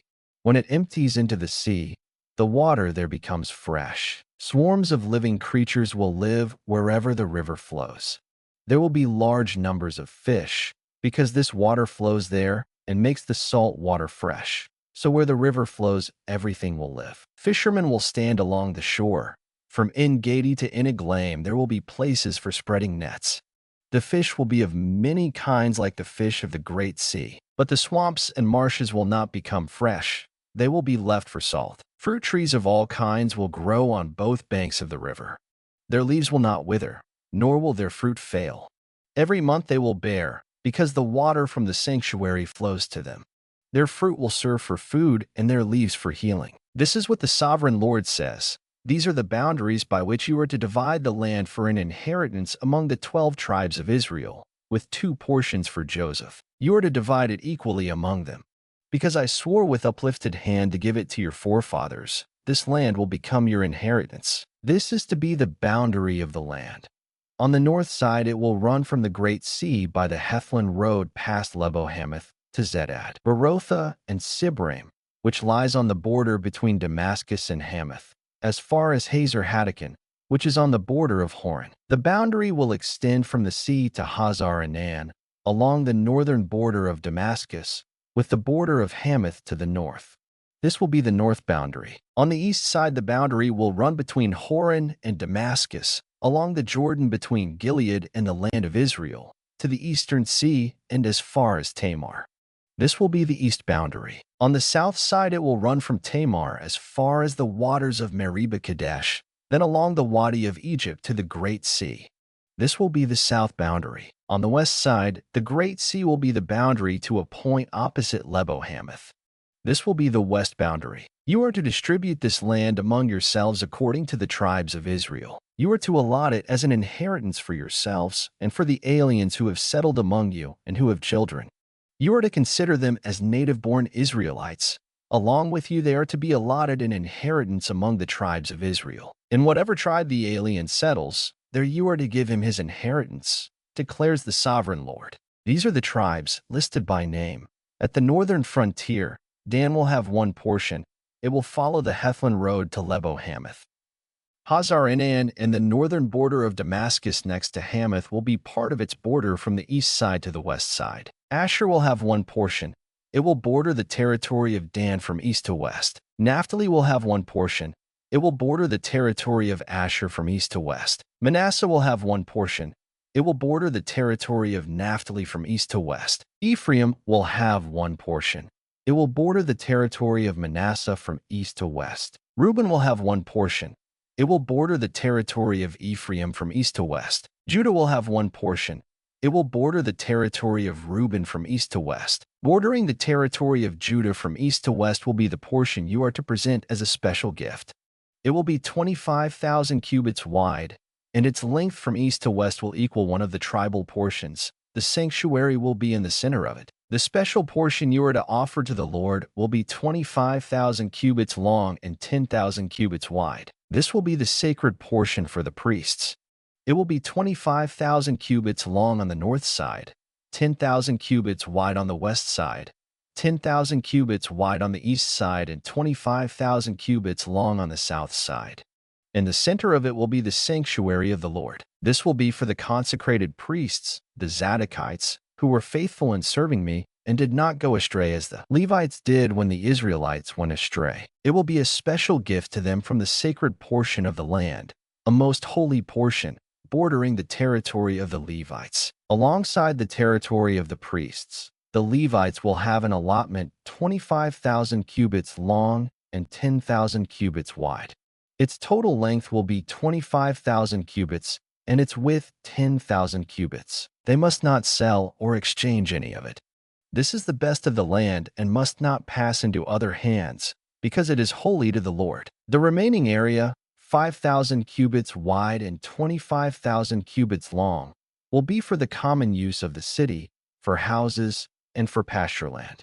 The city will be in the center of it, and will have these measurements: the north side 4,500 cubits, the south side 4,500 cubits, the east side 4,500 cubits, and the west side 4,500 cubits. The pasture land for the city will be 250 cubits on the north, 250 cubits on the south, 250 cubits on the east, and 250 cubits on the west. What remains of the area, bordering on the sacred portion and running the length of it, will be 10,000 cubits on the east side and 10,000 cubits on the west side.